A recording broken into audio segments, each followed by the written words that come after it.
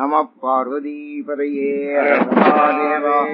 என்னாருடைய சிவனே போற்றி, எந்நாட்டவர்க்கும் இறைவா போற்றி. சிவா திருச்சி தம்பரம். சான்றோர் மக்களே, பெரியோர்களே, தாய்மார்களே, பக்த கொடிகளே, நம்முடைய அன்பிற்குரிய ஞானம்பரவார் பெரிய முத்துராமன் அவர்கள் கனடாவிலிருந்து இயக்குகிற இந்த ஏகன் அநேகன் திருவாசக தவக்குழு, அதில் திருவாசக நய உரை.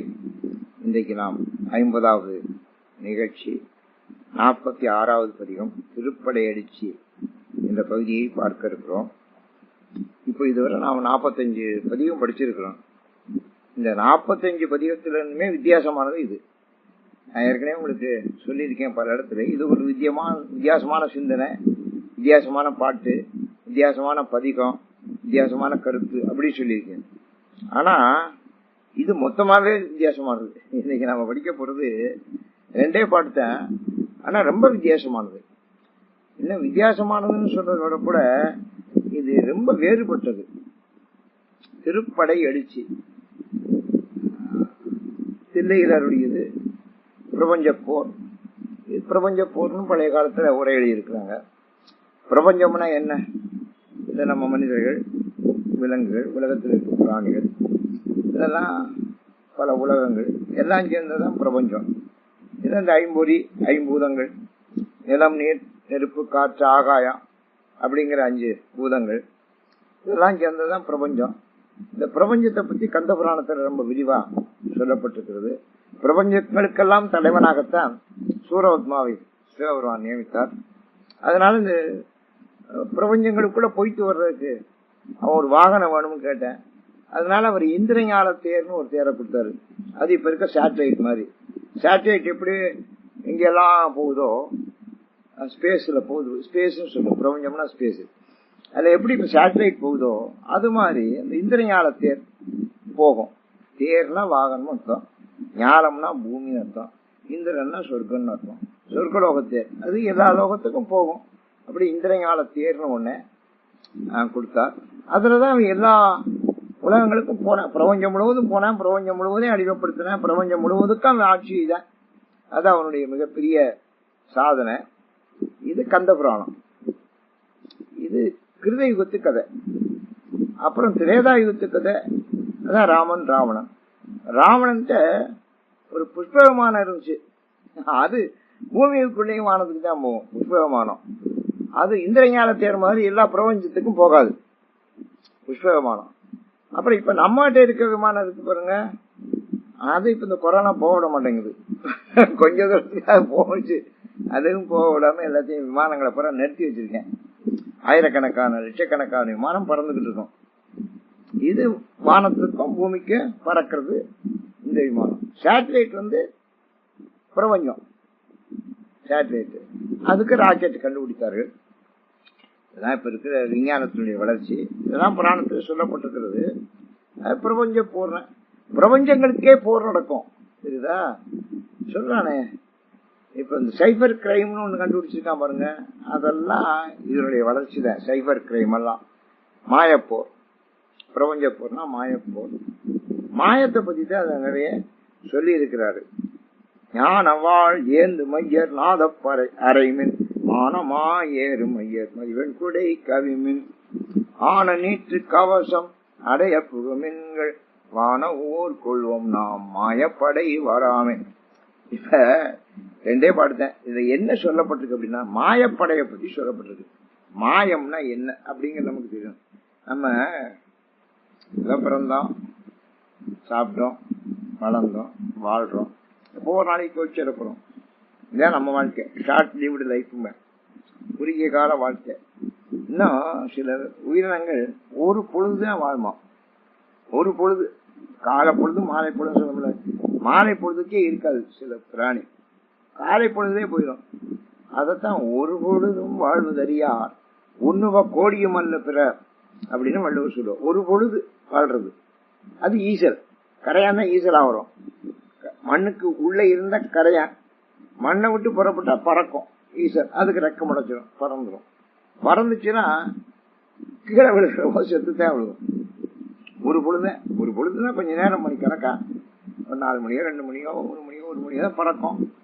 பறக்கிற போது காக்கா பிடிச்சிட்டு போயிடும், அதை குருவி பிடிச்சிட்டு போயிடும், ஏதாவது பிடிச்சி தின்னுடும், இல்லைன்னா மனுஷனே பிடிச்சி தின்னுடுவேன். இப்ப ஊதி ஊதி ஊதி ஊதி அதை வெளியே கொண்டாந்து திங்கிறவெல்லாம் இருக்காது. அத மேல பறந்துட்டேன்னா ரெக்கா கவுந்துவோம், ரெக்கா விழுந்துச்சுன்னா கீழே விழுந்துடும், விழுந்துச்சுன்னா எறும்பு தின்னுடும், உடம்பு பூரா பாலா இருக்கும். கரையான் பால் தெரியுதா, ஈசல் பால். அதத்தான் ஒரு பொழுது வாழ்கிற பிராணின்னு சொல்வாரு.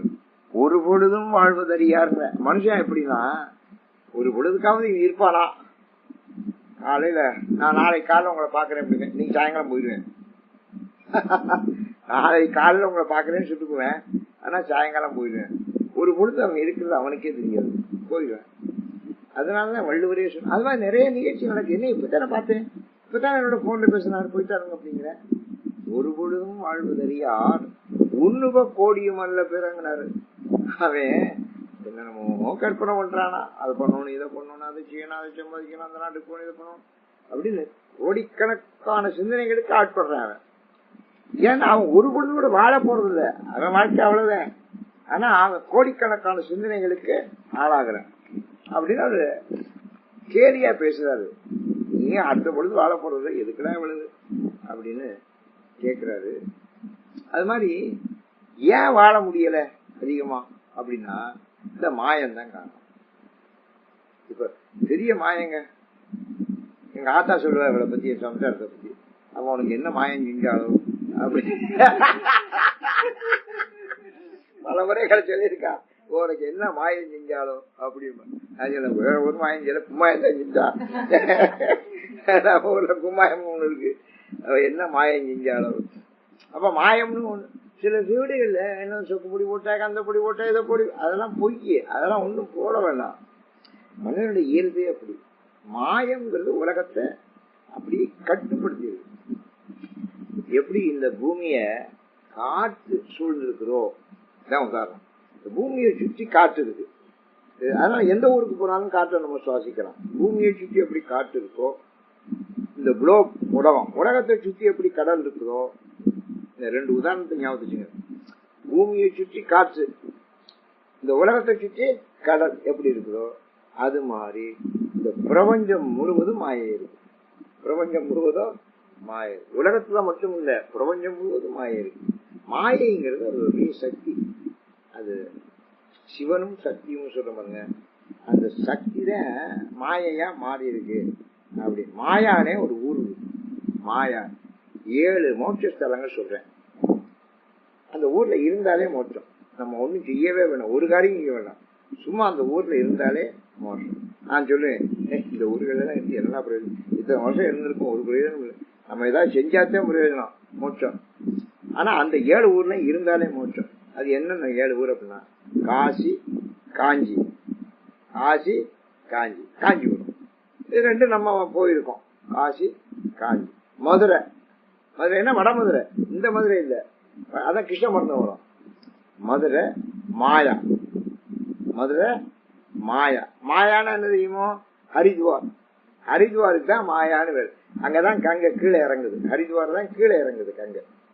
கங்கை ரொம்ப புனிதமான நதி, அது இறங்குற இடம், பூமியில இறங்குற இடம் ஹரித்வார். அது ஹரினா திருமால், துவார்னா அவனுடைய பாத தொலை வழியே கீழே இறங்குறதா ஐதீகம். நமக்கு சிவன் தலையில இருந்து கீழே இறங்குறதா நம்ம சொல்லுவோம் ஹரித்வார். மதுரை மாயா, காசி காஞ்சி, மதுரை மாயா, அவந்தி அயோத்தி. அவந்தி அயோத்தி, அயோத்தினா உங்களுக்கு தெரியும், ஏன்னா ராமன் பிறந்தது, அதனால. அவந்தினா அதான் உஜ்ஜயினி, 12 ஜோதிலிங்கத்துல ஒண்ணு உஜ்ஜயினி. காளிதாசன் வாழ்ந்த ஊர், கோஜராஜன் காஞ்சி. சில பேர் என்ன சொல்லுவாங்க, உங்க ஸ்தானமே ரொம்ப பெரிய ஸ்தானங்க அப்படின்னு சொல்லுவாங்க. நான் என்ன நம்ம ஸ்தான காளிதாச ஸ்தானத்தை நம்ம அடைஞ்சிட்டோம் அப்படி. நான் என்ன அறியாம கேட்பேன், நம்ம அடைய வேண்டியது காளிதாசனுடைய ஸ்தானம், புரியுதா? மற்ற இதுகள் எல்லாம் இப்ப லௌகிகமா எம்எல்ஏ, எம்பி, மந்திரி, பணக்காரன், அது இது பெரிய பதவி, அதெல்லாம் ஒண்ணும் கிடையாது. காளிதாச ஸ்தானம் பெரிய ஸ்தானம். நான் அதைத்தான் நம்ம என்ன பெரிய காளிதாச ஸ்தானத்தை அடைஞ்சிட்டோம், அதைத்தான் நம்ம அடையணும் அப்படின்னு சொல்லுவேன். ஏன்னா அவன் உஜ்ஜயினில தான் காளிதாசன் பிறந்தது. காளியினுடைய அனுக்கிரகத்தை பெற்றது. நாக்கில் காளி எழுதுனான், அந்த காளி ரொம்ப விசேஷம். ஓகே, அதுக்கு நான் பாட்டு எழுதிக்கிறேன். அப்படி அப்புறம் அடுத்தது 7வது துவாரகை. 7வது துவாரகை. அது கிருஷ்ண பரமாத்மா உண்டாக்கணும் ஒரு துவாரகை கடலுக்குள். இந்த 7லையும் இருந்தாலே முக்திங்க. அதுல ஒரு ஊருக்கு பேரு மாயானே பேரு. மாயானா எது? ஹரித்வார். ஹரித்வார்ல மாயா சக்தி இருக்கு, எங்க மலை மேல இருக்கு. நம்ம ரோப் கார் போட்டிருக்கேன். இப்ப இந்தியெல்லாம் மலையில ஏறணும், இப்போ ரோப் கார்ல போயிடலாம். ரோப் கார்ல போய் மாயா இறங்கிடலாம். இறங்கி சென்னையில பார்த்துக்கிட்டு அந்த மலையினுடைய உச்சியை பார்த்துட்டு திரும்பி ரோப் கார்ல வந்து இறங்கிடலாம். ரொம்ப வசதி பண்ணிட்டேன் ஹரித்வார்ல. அது ஒரு பெரிய டூரிஸ்ட் சென்டர் ஆகியிருக்கேன். மாயான்னு பேர். மாயா சக்தி இருக்கு. மாயாங்கிறது ஒரு பெரிய சக்தி, அது தெரிஞ்சுக்கணும். மாயாங்கிறது ஒரு சக்தி. கிருஷ்ண பரமாத்மா அவதாரமாகிற போது அவரு தன்னுடைய பெண் சக்திய மாயா சக்தியா மாத்தினாங்க. ஒவ்வொன்றுக்கும் ஒரு பெண் சக்தி உண்டு, தெரியுதா? ஒரு சிவம் சக்தின்னு சொல்றோம்ல, ஒரு ஆண் சக்திக்கு இயல்பா ஒரு பெண் சக்தி உண்டு. தன்னுடைய பெண் சக்தி அப்படியே மாத்தினாரு. அதத்தான் மாயா ஆக்குனாரு. அதத்தான் மாயா ஆக்குனாரு. நீ போய் இது 7வது பிறப்புல எங்க தாயாருக்கு 7வது கர்ப்பம் உண்டாகும். அதை எடுத்துட்டு போய் அந்த கோவர்த்தனகிரிக்கு பக்கத்துல அந்த தோட்டத்துல வசிக்கிறாரு யசோதா. அவன் பக்கத்துலதான் என்னுடைய மனைவி ரோகிணி இருக்கா. ரோகிணி எங்க அம்மா, இன்னொரு அம்மா, வசுதேவருடைய ஒரு மனைவி ரோகிணி. அவன் வகுத்துக்குள்ள வச்சுட்டு இதை கொண்டு போய் அந்த இப்ப எல்லாம் டிரான்ஸ்பிளான்டேஷன் சொல்றோம் இல்லையா? கருவை மாற்றி அமைக்கிறது டிரான்ஸ்பிளான்டேஷன். இப்ப மருத்துவ ஆபரேஷன் சிஸ்டம் அது. அதான் நீ எடுத்து பண்ண அவ வீட்டுல வச்சிரு அப்படிங்கிறது. சரிங்கிற விஷ்ணு சக்தி அவர். அதுக்கப்புறம் சொல்றாரு 8வது பிறப்பு நான் பிறப்பேன். நான் பிறந்த உடனே என்னை கொண்டாந்து எங்க அப்பா அங்க வச்சிருவாரு. எங்க அப்பா வசியவர் யமுனையை கிடந்தாங்க கொண்டு வச்சிருவாரு. ஒன்றை தூக்கிட்டு வந்துடுவாரு. நீங்க படுத்துக்க, நீங்க குழந்தை பிறந்து படுத்துக்க, ஒன்றை தூக்கி வந்துடுவாருங்க. ஜெயிலுக்குள்ள கொண்டாந்து வச்சிருவாரு. அதான் கிருஷ்ணன் கதை, ஆரம்ப கதை. ஒன்னா ஜெயிலுக்குள்ள வச்சிருவாரு. நீ அது வரைக்கும் வாயை திறக்காம இரு. உன்னை கொண்டாந்து வச்சோன்னு நீங்க கத்து. உடனே கம்சன் வந்துடுவேன், உன்னை தூக்கி கொல்ல போவேன். அப்போ உனக்கு கொல்ல போறவோ தூக்கி எறிவேன், கொல்ற வெட்டுறதுக்கு. அப்ப நீ மேல பறந்து, நீ பறந்துட்டு ஒண்ணு தப்பிச்சுக்குது. அவனை பயமுறுத்திட்டு போயிரு. இந்த 2 காரியத்தை நீ செஞ்சா, கிருஷ்ண பரமாத்மா சொல்ற, இந்த 2 காரியத்தை உன்னை யோக மாயை என்றும் சண்டி என்றும் காளி என்றும் மாறி என்றும் முத்துமாரி என்றும் இந்த உலகம் உன்னை கொண்டாடும். உனக்கு அப்பதான் கோயில் உண்டுன்னு சொல்லு. உன்னை கோயில் கட்டி கொண்டாடும் அப்படின்னு சொல்லு. இதான் மாயாசக்தி. அதே மாதிரி அவன் இந்த 6வது கர்ப்பத்தை கொண்டு அங்க வச்சுட்டான். 7வது கர்ப்பம் கிருஷ்ணன் பிறந்துட்டான். அவனை தூக்கிட்டு போறாரு அவரு. நள்ளிரவு அந்த யமனை வழிவிடுது. கோபுரத்துக்கு போயாச்சு. அங்க யசோதைக்கு ஒரு பெண் குழந்தை பிறந்திருக்கு. அதான் மாயை பிறந்திருக்கா. இந்த பிள்ளைய கொண்டாங்க. எல்லாம் தூங்குறாங்க மாயையில. மாயையில கிரியா சக்தி கிடையாது, கிரியைகள் கிடையாது. மாயை வந்துட்டா கிரியை கிடையாது. இப்ப நமக்கு இந்த ஊசி போட்டாருன்னா சில பேர் கோமாவில் கிடக்காம, தூக்கத்துல கிடக்காம, அவனுக்கு என்ன சக்தி இருக்கு? உடம்புல எந்த சக்தியும் வேலை செய்யாது. சென்சஸே வேலை செய்யாது. மாயைன்னா உலகமே வேலை செய்யாது. இதுன்னா நமக்கு பாடியில போடுற, அதுக்கப்புறம் உடம்புல வேலை செய்யாது. ஒரு போர்ஷன்ல போட்டா அந்த போர்ஷன் மட்டும் வேலை செய்யாது, சென்சஸ் போயிடும். அப்ப உலகமே வேலை செய்யாது. அதான் மாயை. அப்படி மாயையில உலகமே தூங்கிட்டு இருக்கு. அந்த பிள்ளைய இங்க வச்சுட்டு அங்க பிறந்திருந்த மாயை தூக்கிட்டு போறாரு. கொண்டு போய் ஜெயிலுக்கு. கதவெல்லாம் தானே திறந்துக்குது. அவர் காலில் கட்டியிருந்த சங்கீதெல்லாம் உடஞ்சிக்கிட்டு கிடக்கு. எல்லாம் தூங்குறேன். 100கணக்கான பேர் காவலுக்கு வச்சுட்டு 50 பேர் டைட் செக்யூரிட்டிங்கிற 50 பேரும் தூங்குறேன். அதான் டைட் செக்யூரிட்டி. நல்லா தூங்குறாங்க. அதான் மாயை வேலை செய்யும். இந்த தேர்தல் போடுறது மாயை வேலை செய்யும். தெரியுதோ? மொத்த நேரத்தில் மாயை ரொம்ப தேர்தலில் ரொம்ப வேலை செய்யும். அவனுக்கு ஒன்றும் புரியாது. யாரு போட்டு போறதுன்னே ஒருத்தனுக்கா தெரியாது. இவன் வந்து சொல்லுவேன், அவனை வந்து சொல்லுவேன், அவன் நமக்கு வேண்டியோட கூட்டியாருவேன், இவங்க கொண்டாந்து பணம் கொடுப்பேன், அவங்க வந்து அண்டா கொடுப்பேன், முட்டை கொடுப்பேன். அதுமே இது இப்படி போட்டு குழப்பிடுறாங்க. அதான் மாயை சக்தி. இந்த தேர்தல் தேர்தல மாயை நல்ல வேலை செய்யும். இப்ப தெளிவா இருக்கேன். 1-2 பேர் தான் தெளிவா இருப்பேன். பாக்கி பேர்லாம் மாயில இருப்பேன். இந்த குழந்தைய கொண்டாந்து இங்க வச்சாச்சு. வச்சோடனே இது கத்துது இந்த குழந்தை. அது வரைக்கும் வாய முடிக்குது. இந்த குழந்தை கத்துது. கத்தவொடனே கம்சனை கூட்டியாங்க. அந்த அவனோட பூதனைன்னு சொல்லி அவளுடைய முதல் மந்திரி அவ்வளவு தான். அந்த பிள்ளைய தூக்குனா அது பொம்பளை பிள்ளைய பிறந்திருக்கு. அப்படி என்னடா அது? அப்ப அன்னைக்கு கற்பம் இது என்ன சொல்லிச்சா, சரி இவள் வயிற்றில் பிறக்கிற 8வது கற்பம் உனக்கு யமன்னு சொல்லிச்சு. 8வது கற்பம் அது. ஆனா நான் பயரா இருப்பேன் நினைக்கிறேன், பொண்ணாவில பிறந்திருக்கு. சரி, இதுதான் நமக்கு யமன். என்னடா அது? ஒரு பொண்ணை பிடிச்சு கொள்றதா? அவன் எவ்வளவு கெட்டவனா இருந்தாலும் சிந்தனை, ஒரு பொண்ணை கொள்றதா, சின்ன பிள்ளைய கொள்றதா அப்படின்னு இந்த மாயை வேலை செய்யுதுங்க. தெரியுதா? எப்படி எந்த அளவுக்கு எல்லாருக்கும் எல்லா கேரக்டரையும் ஒர்க் பண்ணுவாங்க மாயை. எப்படி கொள்றது அப்படின்னு நினைக்கிறேன். அப்ப பக்கத்துல முதல் மந்திரியா இருக்கும் பூதனை சொல்றா, சும்மா கொல்லப்பா, இதுக்கெல்லாம் பயப்படக்கூடாது, சும்மா கொல்லு அப்படிங்கிற. அங்க இந்த வாழ் எடுத்து கொன்னா இந்த பாவம் எனக்கு வந்துருமே அப்படிங்கிற. அப்ப அந்த முதல் மந்திரி பூதனை சொல்றா, நீ வாழ்நாள் அந்த பிள்ளைய கொல்ல வேண்டாம், நீ அந்த பிள்ளைய தூக்கி மேல தூக்கி எரி, கீழே இறங்கு, விழுகும். விழுகிறோ இந்த வாழை நீட்டு, இந்த வாழ் மேல விழுகும். விழுந்தோடனே அடிபட்டு செத்து போயிடும். அப்ப தூக்கி எறிஞ்ச பாவம் தான் உனக்கு, விழுந்து செத்த பாவம் அதை சேர்ந்தது. எப்படி மாயை எப்படி வேலை செய்யுது? தூக்கி எறிஞ்ச பாவம் ஒன்ன சேர்ந்தது, கீழே விழுந்து செத்த பாவம் அதை சேர்ந்தது, பிள்ளைய சேர்ந்தது. அதனால தூக்கி எறி, வாழை நீட்டு. இப்படித்தான் சில பேர் யோசனை தேர்தல் சேர்த்துறது. தெரியுதா? என்ன யோசனை எல்லாம் சொல்றாங்க. இதெல்லாம் மாயையினுடைய ஒர்க்கு நீங்க புரிஞ்சுக்கணும். நான் சில சொல்ல எனக்கு மாயை இவ்வளவு ஒர்க் அவுட் ஆயிருக்கு அப்படின்னு ஆச்சரியப்படு. அதே மாதிரி நம்மள அந்த பிள்ளைகளுடைய காலை பிடிச்சா தூக்கி எறிங்க, தூக்கி எறிஞ்சா கீழே விழுந்து வாழை நடிக்கிறீங்க. மேல போனது போய்கிட்டே இருக்குங்க. இந்த பிள்ளை கீழே விழுகவே இல்லை, அது போய்கிட்டே இருக்கு. பாக்குறேன், என்னடா அது? அதான் மாயை. மேல போட்டா எல்லாம் கீழே விழுமால, உலகத்திலே கீழே விழுகாது இது ஒண்ணுதான். அதான் மாயை, மேல போய்கிட்டே இருக்கு. அவன் தெரிஞ்சுட அதை பாக்குறான், பூதனைய பாக்குறேன். நீங்க தானே யோசனை தூக்கி எறி கீழே விழுக, அதுவே விழுந்து சாகும், நீங்க தானே யோசனை. இப்ப பாரு போய்கிட்டே இருக்கு. அவன் சொல்றா, இப்படி போகணும் நாங்கன்றா. நீங்க நமக்கு சிந்தனை பண்ண முடியாதுங்க, மாயை பத்தி நாங்க கற்பனையே பண்ண முடியாது. இப்படி போகும் நான் கண்டனா அப்படி அது மேல போகுது.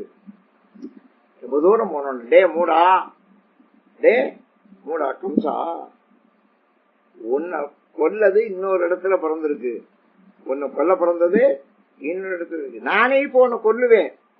ஏன் கொல்ல தெரியுமா? நீங்க காலை பிடிச்சி தூக்கிடுங்க, அதுக்குதான் காலை பிடிங்க. திருவடி ஈச்சேன்னு சொல்றமே, திருவாசகம் பூரா திருவடி தான். பாரு, இதுல எத்தனை திருவடி இருப்பது? திருவாசகம் பூரா திருவடி தான்.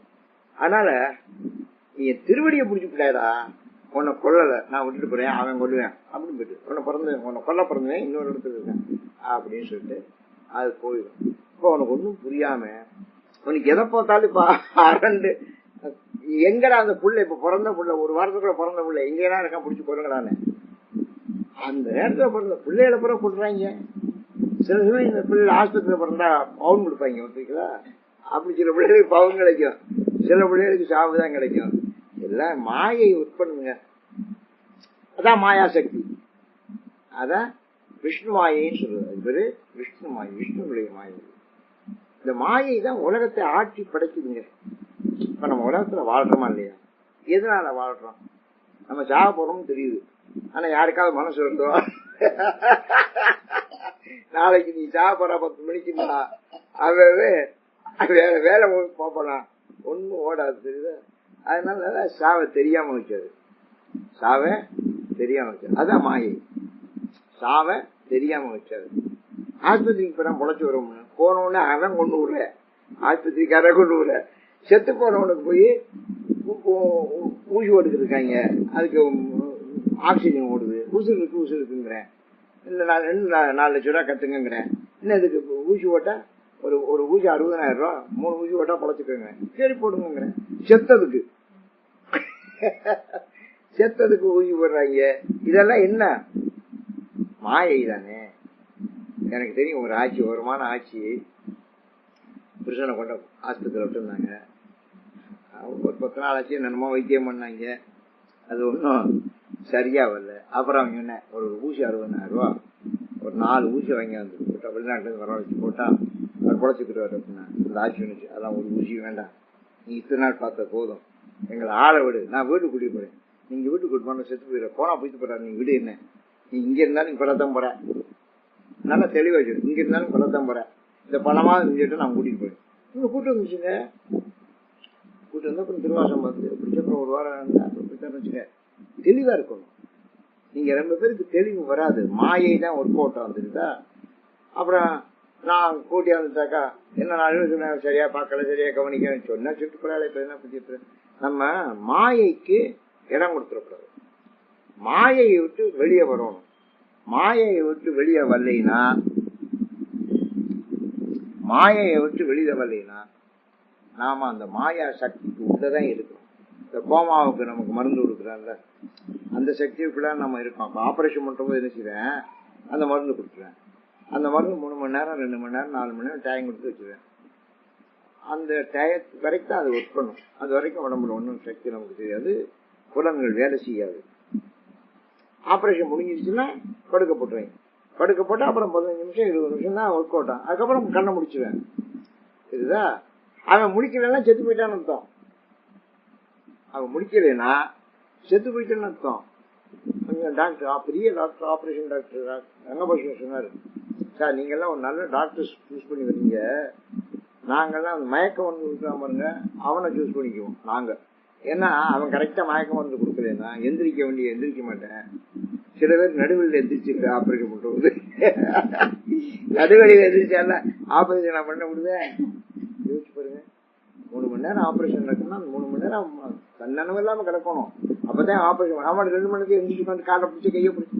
நான்லாம் எனக்கு ஒரு டாக்டர் ஆப்ரேஷன் பண்ணாரு, நாக்குக்குள்ள மூக்குக்குள்ள இங்க அந்த காலத்துல. அவரை கையை காலெல்லாம் பிடிச்சி வச்சுக்கலாம், சாமான கீழே கருவி எல்லாம்.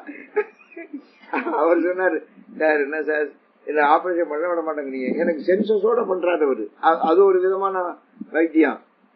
இது என்னையா வைத்தியது அப்படின்னு சொல்லி. அது மாதிரி சார் இப்ப உங்களுக்கு பாதி அறுத்துட்டேன் தொண்டைகளை, இன்னும் பாதி அறுக்காம இருக்கு, அப்புறம் அது பெரிய ஆபத்துல வந்துடும், நீங்க என்ன விட்டீங்கன்னா நான் ஆப்ரேஷன் பண்றேன். இல்ல நீங்க தான் பின்னால சொன்னா புரிய போய் என்ன பண்றது அப்படின்னாரு.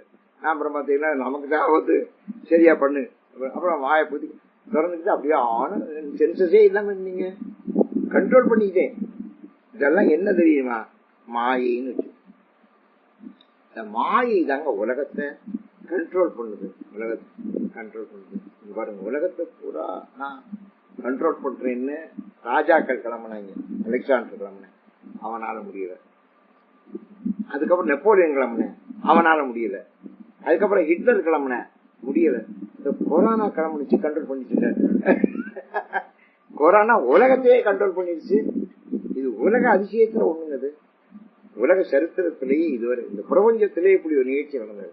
1 வருஷ காலம் ஒண்ணு இயங்கலையே, இன்னும் ஏறப்பட விட மாட்டேங்கிற. பிரபஞ்ச போர்னு நம்ம பிடிக்கிறோம், பிரபஞ்சம் என்ன.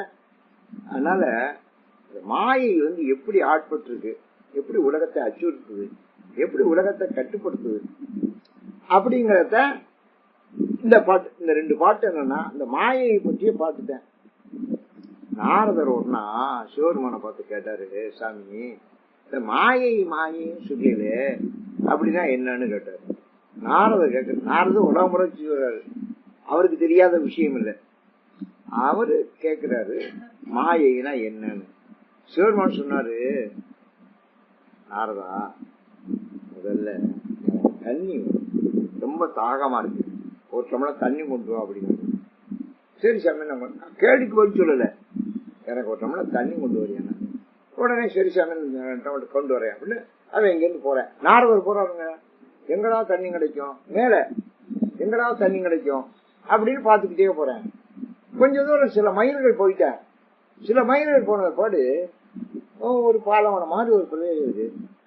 அங்க ஒரு குடிசை இருக்கு, பரவாயில்ல ஒரு குடிசை இருக்கு. இந்த இடத்துல வேற கட்டடமே கிடையாது, வேற இடம் ஆளே இல்லை. ஆனா இதுக்குள்ள யாராவது இருப்பா அப்படின்னு குடிச்சுக்கிட்ட போறேன். குடிச்சுக்கிட்டு போய் அம்மா அப்படின்னு யாரு காட்டாலும் பிச்சைக்காரன் வந்தா கூட அம்மானு தான் கூப்பிடுவேன், ஐயான்னு கூப்பிட மாட்டேன். அம்மா பசிக்குதுமே, ஐயா பசிக்குன்னு ஒருத்தரும் சொல்ல மாட்டேன். ஏன்னா ஐயா ஒருத்தரும் போட மாட்டேன், போடாட்டுவேன். ஒரு ஐயாவும் போட்டு சேர்த்ததும் இல்லை. அதை மாதிரி அடுத்த வீட்டுக்கு போட ஐயா வந்தாருன்னா போடவில்ல, அடுத்த வீட்டுக்கு போகும். அம்மா வந்தா தான் கொஞ்சம் போட, என்ன போகணும், 2 இட்லி என்ன தர வாங்கிப்போ. அம்மானு கூப்பிடுற காரணம்னா அம்மா தான் கருணை உள்ளவ கொடுப்பான். அது மாதிரி அம்மானு. அப்போ ஒரு 20 வயசு பொண்ணு ஐஸ்வர்யா மாதிரி லட்சணமா அழகா வர்றான், ஒரு 20 வயசு பொண்ணு. அது வந்த உடனே நாரதர் போய் பாக்குறாரு, அம்மா ஒரு டம்ளர் தண்ணி, தாகமா இருக்கு, ஒரு டம்ளர் தண்ணி.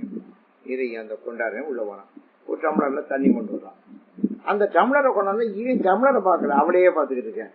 இப்படி கூட அழகா இருக்கா. அப்படியா அந்த டம்ளரை பிடிக்காம அவன் கையை பிடிக்கிறேன். பிடிச்சிட்டு, ஏமா இந்த தனி பிரதேசத்துல நீங்க ஒத்தையால இருக்கிறியா அப்படின்னா, ஆமாங்க எனக்கு ஒண்ணு துணை இல்லை, நானா தான் தனியா தான் இருக்கேன் அப்படிங்க. இவ்வளவு அழகான பிள்ளை எப்படிங்க தனியா இருக்க அப்படிங்கிற. வேற வழி இல்லைங்க, நான் தனியா தான் இருக்கேன். நான் வேணா உன்னை கல்யாணம் பண்ணிக்கவா அப்படிங்கிறேன். அவன் நல்லா நான் கல்யாணம் பண்ணிக்கிறேன் அப்படின்னா. அப்ப சரி வாங்க உள்ள. நாரதர் உள்ள விட்டாரு. உள்ள போயிட்டு கல்யாணம் பண்ணிட்டார். தமிழர் தண்ணி கீழே வச்சுட்டா.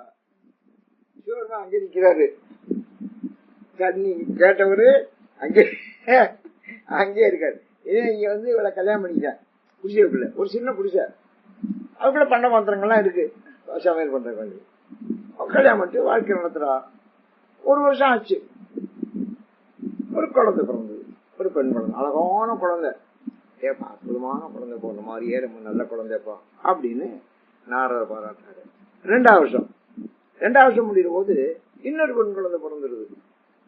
ஏப்பா இதுவும் அந்த பிள்ளை மாதிரியே இருக்குப்பா, ரொம்ப அழகா இருக்கு, ஒன்ன மாதிரி இருக்கு அப்படின்னு ரொம்ப கொண்டாடுறாரு. அப்புறம் 3வது வருஷம் ஒரு நல்ல ஆம்பளை பிள்ளை பிறந்துருது, அழகா இருக்கு, இது ஒன்ன மாதிரியே இருக்கப்பா 3 அப்படின்னு. ஆக மொத்தம் இப்ப 3 பிள்ளை பிறந்துருச்சு. 4 வருஷம் ஆச்சு. 4 வருஷம் ஆகிற போது இது சந்தோஷமா இருக்காரு. நாரதரும் அந்த பொண்ணும் இந்த 3 பிள்ளைகளை வச்சுக்கிட்டு சந்தோஷமா இருக்கா. ஒரு நாள் ராத்திரி 12 மணி திடீர்னு அந்த புருஷக்குள்ள தண்ணி வருது. எந்திரிச்சிடுறேன் நாரதர். இருட்டு, வெளிச்சம் தெரியல, என்னடா அது ஒரே தண்ணியா இருக்கு. தண்ணி ஏறிக்கிட்டே இருக்கு, தண்ணி ஏறிக்கிட்டே இருக்கு. எங்க வீட்டுல வெள்ளம் வருது அப்படின்னு பாக்குறாரு. குடிசையா பாக்குறாரு, குடிசை ஒரு மாதிரி ஆடிக்கிட்டு இருக்கு தண்ணியில. இந்த புள்ளை எல்லாத்தையும் எழுப்பிட்டாரு, பிள்ளை எழுப்பண்டாட்டி எல்லாரும் எழுப்பிட்டாரு. பார்த்தா தண்ணி இன்னும் பெருகுது. பெருக என்ன ஆகுது, அந்த குடிசை இருக்குல்ல, குடிசை மேல ஏறுது. இந்த இடையில கேப் ஏற்படுது. இந்த கேப்ல சாமான் ஒவ்வொரு சாமானா போகுது. சாமான பிடிக்க போறாரு. சாமான பிடிக்க போனா புள்ள போயிடும் போட்டுருக்கு. இப்ப ஒரு புள்ளைய பாக்குறதா சாமான பாக்குறதா, புள்ளைய பிடிச்சுக்கிறாரு. சாமான் போயிடுச்சு. சாமான் பூரா போயிடுச்சு. வீட்டுக்குள்ள இந்த சமையல் பார்த்தா எல்லாம் ஒரு சாமான் இல்லைங்க, துணி மணி எதுவும் இல்லை, எல்லா சாமானும் போயிடுச்சு. தண்ணி ஏறிக்கிட்டே இருக்கு, தண்ணி போய்கிட்டே இருக்கு. தண்ணி போய்கிட்டே இருக்கும்போது குடிசை இப்ப மிதந்து புறப்பட ஆரம்பிச்சு. உடனே குடிசையை பிடிக்க தோங்குறாரு. குடிசையை விட்டுறப்படாது அப்படின்னு குடிசையை பிடிக்க தோங்குறாரு. பிள்ளையால விட்டுட்டாரு. பிள்ளைய போயிடும் போல இருக்கு. அதனால செஞ்சாரு, குடிசையை விட்டுட்டாரு. குடிசையும் போயிடுச்சு. இப்ப தண்ணியில ராத்திரில நடக்குது இவ்வளோ, தண்ணியில குடிசையும் போயிடுச்சு. இப்ப பாத்திரம் மட்டும் போயிடுச்சு, துணி மணி போயிடுச்சு, எதுவும் கிடையாது, குடிசையும் போயிடுச்சு. இப்ப தண்ணி எங்க பார்த்தாலும் தண்ணி, தண்ணி ஏறிக்கிட்டே இருக்கு. இப்ப எப்படா இந்த பிள்ளைகளை பாத்துக்கிறது. சின்ன பிள்ளைய பிறந்திருந்துல அதை தூக்கி தலையில வச்சுக்கிட்டாரு. உயரத்துக்கு தண்ணி வந்துட்டு இந்த 2 பிள்ளைய இருந்துக்கு தோல்ல வச்சுக்கிட்டாரு. இப்படி 3 பிள்ளைய தோல்ல வச்சுக்கிட்டாரு. கொண்டாட்டி இப்படி கையில பிடிச்சுக்கிட்டாரு. பிடிச்சுக்கிட்டு நிக்கிறார், பாதுகாப்பா நிக்கிறார். தண்ணி இன்னும் வந்துகிட்டே இருக்கு, பெருகிட்டே இருக்கு. இப்ப காசியில இந்த ஹரித்வாருக்கு பக்கத்துல உத்தராகண்ட்ல இப்ப தண்ணி வந்துச்சுல, அது மாதிரி தண்ணி வந்துகிட்டே இருக்கு, பெருகுது. இப்ப என்ன செய்யுது, பிள்ளைகளை காப்பாத்துறதா பொண்டாட்டியை காப்பாத்துறதாங்கிற நிலைமை வச்சு பொண்டாட்டி விட்டுட்டாரு. பொண்டாட்டி போயிட்டான் தண்ணியில போய் பிள்ளைகளை காப்பாத்திக்கிட்டு இருக்கிறாரு. அப்ப தண்ணி இன்னும் ஏறிக்கிட்டே இருக்கு, இழுக்குது. இப்போ இந்த தோல்ல ஒரு ஒண்ணு இந்த தோல் வச்சுன்னா இந்த தோல்ல இருந்து விட்டுட்டாரு. இந்த தோல்ல ஒரு ஒத்த பிள்ளைய பிடிச்சுக்கிட்டாரு. இந்த பிள்ளைய பிடிச்சுக்கிட்டாரு கையினால. அப்ப அதுக்கு மேல தண்ணி வந்து இழுக்குது. இழுக்கிற போது இதுவும் புறப்பட்டுருது. இந்த பிள்ளையும் விட்டுறாரு, இந்த பிள்ளையும் விட்டுறாரு. கடைசியா தலையில இருக்க பிள்ளைய காப்பாத்துறாரு. தலை மேல இருக்கிற பிள்ளை ஒத்த பிள்ளை அதான் மிச்சம் இருக்கு, அந்த பிள்ளைய காப்பாத்துறாரு. எப்படியா அந்த பிள்ளை இந்த ஒத்த பிள்ளையா காப்பாத்துக்கணும். ஏன்னா குடிச்சு போயிடுச்சு, பொண்ணு மொத்தம் போயிடுச்சு, துணிமணி போயிடுச்சு, பொண்டாட்டி போயிட்டா, 2 பிள்ளையும் போயிடுச்சு. கடைசியா நம்ம வாழ்க்கையினுடைய அடையாளம் ஒன்னே ஒரு பிள்ளைதான். இதையாவது நம்ம காப்பாற்றோம் அப்படின்னு அந்த பிள்ளைய காப்பாத்துறதுக்கு போராடுறாரு. தண்ணி அதை விட வேகமா, கரண்ட் ரொம்ப வேகமா இழுக்குது. இழுக்கிற போது அவருக்கு என்ன பிரச்சனை, இப்ப தன்னை காப்பாத்திக்கிறதா பிள்ளைய காப்பாத்திக்கிறதாங்கிற கட்டம் வந்துருச்சு. பிள்ளைய விட்டு மனிதனுடைய சிந்தனை எப்படி வரும், கடைசியா தன்னைத்தான் தெரிஞ்சுங்க, தன்னைத்தான் காப்பாத்த. அப்புறம் தான் மத்த உறவு பூரா ஆத. அதனால எல்லாத்தையும் விட்டுட்டாரு, சொத்து எல்லாம் போயிடுச்சு. தன்னை காப்பாத்திக்கிறது, தன்னை காப்பாத்திக்கிறதுக்காக போராடுறாரு. ஒரு 1/2 மணி நேரம் போராடுறாரு. போராட்டம் முடிஞ்சு வச்சு, ஏன்னா தண்ணி கொஞ்சம் கொஞ்சமா குறையுது. கொஞ்சம் கொஞ்சமா தண்ணி குறைஞ்சிருந்தா போராட்டம் வச்சு தைரியமா நிக்கிறாரு, தரையில் நிக்கிறாரு. தண்ணி பூரா விடிஞ்சு போச்சுங்க, விடிஞ்சிருச்சு. விடிஞ்சு பார்த்தா தரை இருக்கு, தரையில் நிக்கிறாரு. தண்ணி ஒரு சொட்டு தண்ணியை காணும். எல்லாம் ஒரு ராத்திரிக்குள்ள 6 மணி நேரத்துக்குள்ள குடிச்ச போயிடுச்சு, வெள்ள பத்திரம் போயிடுச்சு, துணிமணி போயிடுச்சு, பொண்டாட்டி போயிட்டா, புள்ள போயிட்டா, எல்லாம் போயிடுச்சு. 4 வருஷம் வாழ்க்கை போயிடுச்சு. இவர் மட்டும் ஒத்தையா நிக்கிறாரு. இப்ப நாரதா ஒரு நம்மள தண்ணி அங்கே சாமி கூப்பிடுறாரு. 4 வருஷத்துக்கு முன்னால புறப்பட்டால தண்ணி வழித்தால போனேன், அவன் தண்ணிய பண்ண. நாரதா ஒரு நம்மள தண்ணி இங்கே சாமி, என்னை சுத்தி தண்ணியா இருந்தது உங்க ஞாபகம் இல்ல, உங்க ஞாபகம் ஒரு தண்ணி இல்லைன்னா இதான் மாய. நாரத வாழ்க்கை நடந்தது, அது புராணத்தில் எழுதியிருக்கேன். என்னை சுத்தி தண்ணியா இருந்தது உங்க ஞாபகம் இல்ல, உங்க ஞாபகம் வருது, இங்க தண்ணி இல்லை. ஒரு நம்மள தண்ணி தான் கேட்டாரு. அதான்டா மாயினாரு. அதான் மாயை. மாயைக்கு அர்த்தம் தானே கேட்டேன். இந்த மாயைக்கு அர்த்தத்தை ஒரு நிகழ்ச்சியை நடத்தி அவனுக்கு சொல்லி கொடுத்தாங்க. ஒரு நிகழ்ச்சி நடந்தா தாங்க நமக்கு புத்தி வரும். நிகழ்ச்சி நடந்தா தான் நமக்கு மாயை. எனக்கு கோயம்புத்தூர்ல ஒரு பெரிய கவியரங்கம் மன்றாடியார் நடத்துறார். அப்பதான் மன்றாடியார் மினிஸ்டர் காமராஜ் மந்திரிசபை, எல்லா மந்திரிகளும் கலந்துக்கிறாங்க, காமராஜ் உட்பட. அதுல நான் ஜனநாயக சோசியலிசத்தை பத்தி பாடணும், எனக்கு அழைப்பு வந்திருக்கு. நான், கண்ணதாசன், கவிஞர் எஸ்.பி. சுந்தரம், அந்த காலத்துல சதுசு யோகியா, அதெல்லாம் ஒரு பெரிய, அந்த காலத்துல மிகப்பெரிய கவிஞர்கள். நாங்க ஒரு 4-5 பேர் பாடுறோம். விஸ்வசாமி நாடு தலைமை தாங்கிறாரு. ஜனநாயக சோசியலிசம் கலைப்பு, எனக்கு ஜனநாயக சோசியலிசம். ஒரு 2 லட்சம் பேர் கூடியிருக்காங்க அந்த மாநாட்டுக்கு. 3 நாள் மாநாடு. அது எங்களுக்கு கவியரங்கம். நாளைக்கு காலையில கவியரங்கம். இன்னைக்கு நான் இப்ப ஹெட்மாஸ்டர் இருக்கேன்.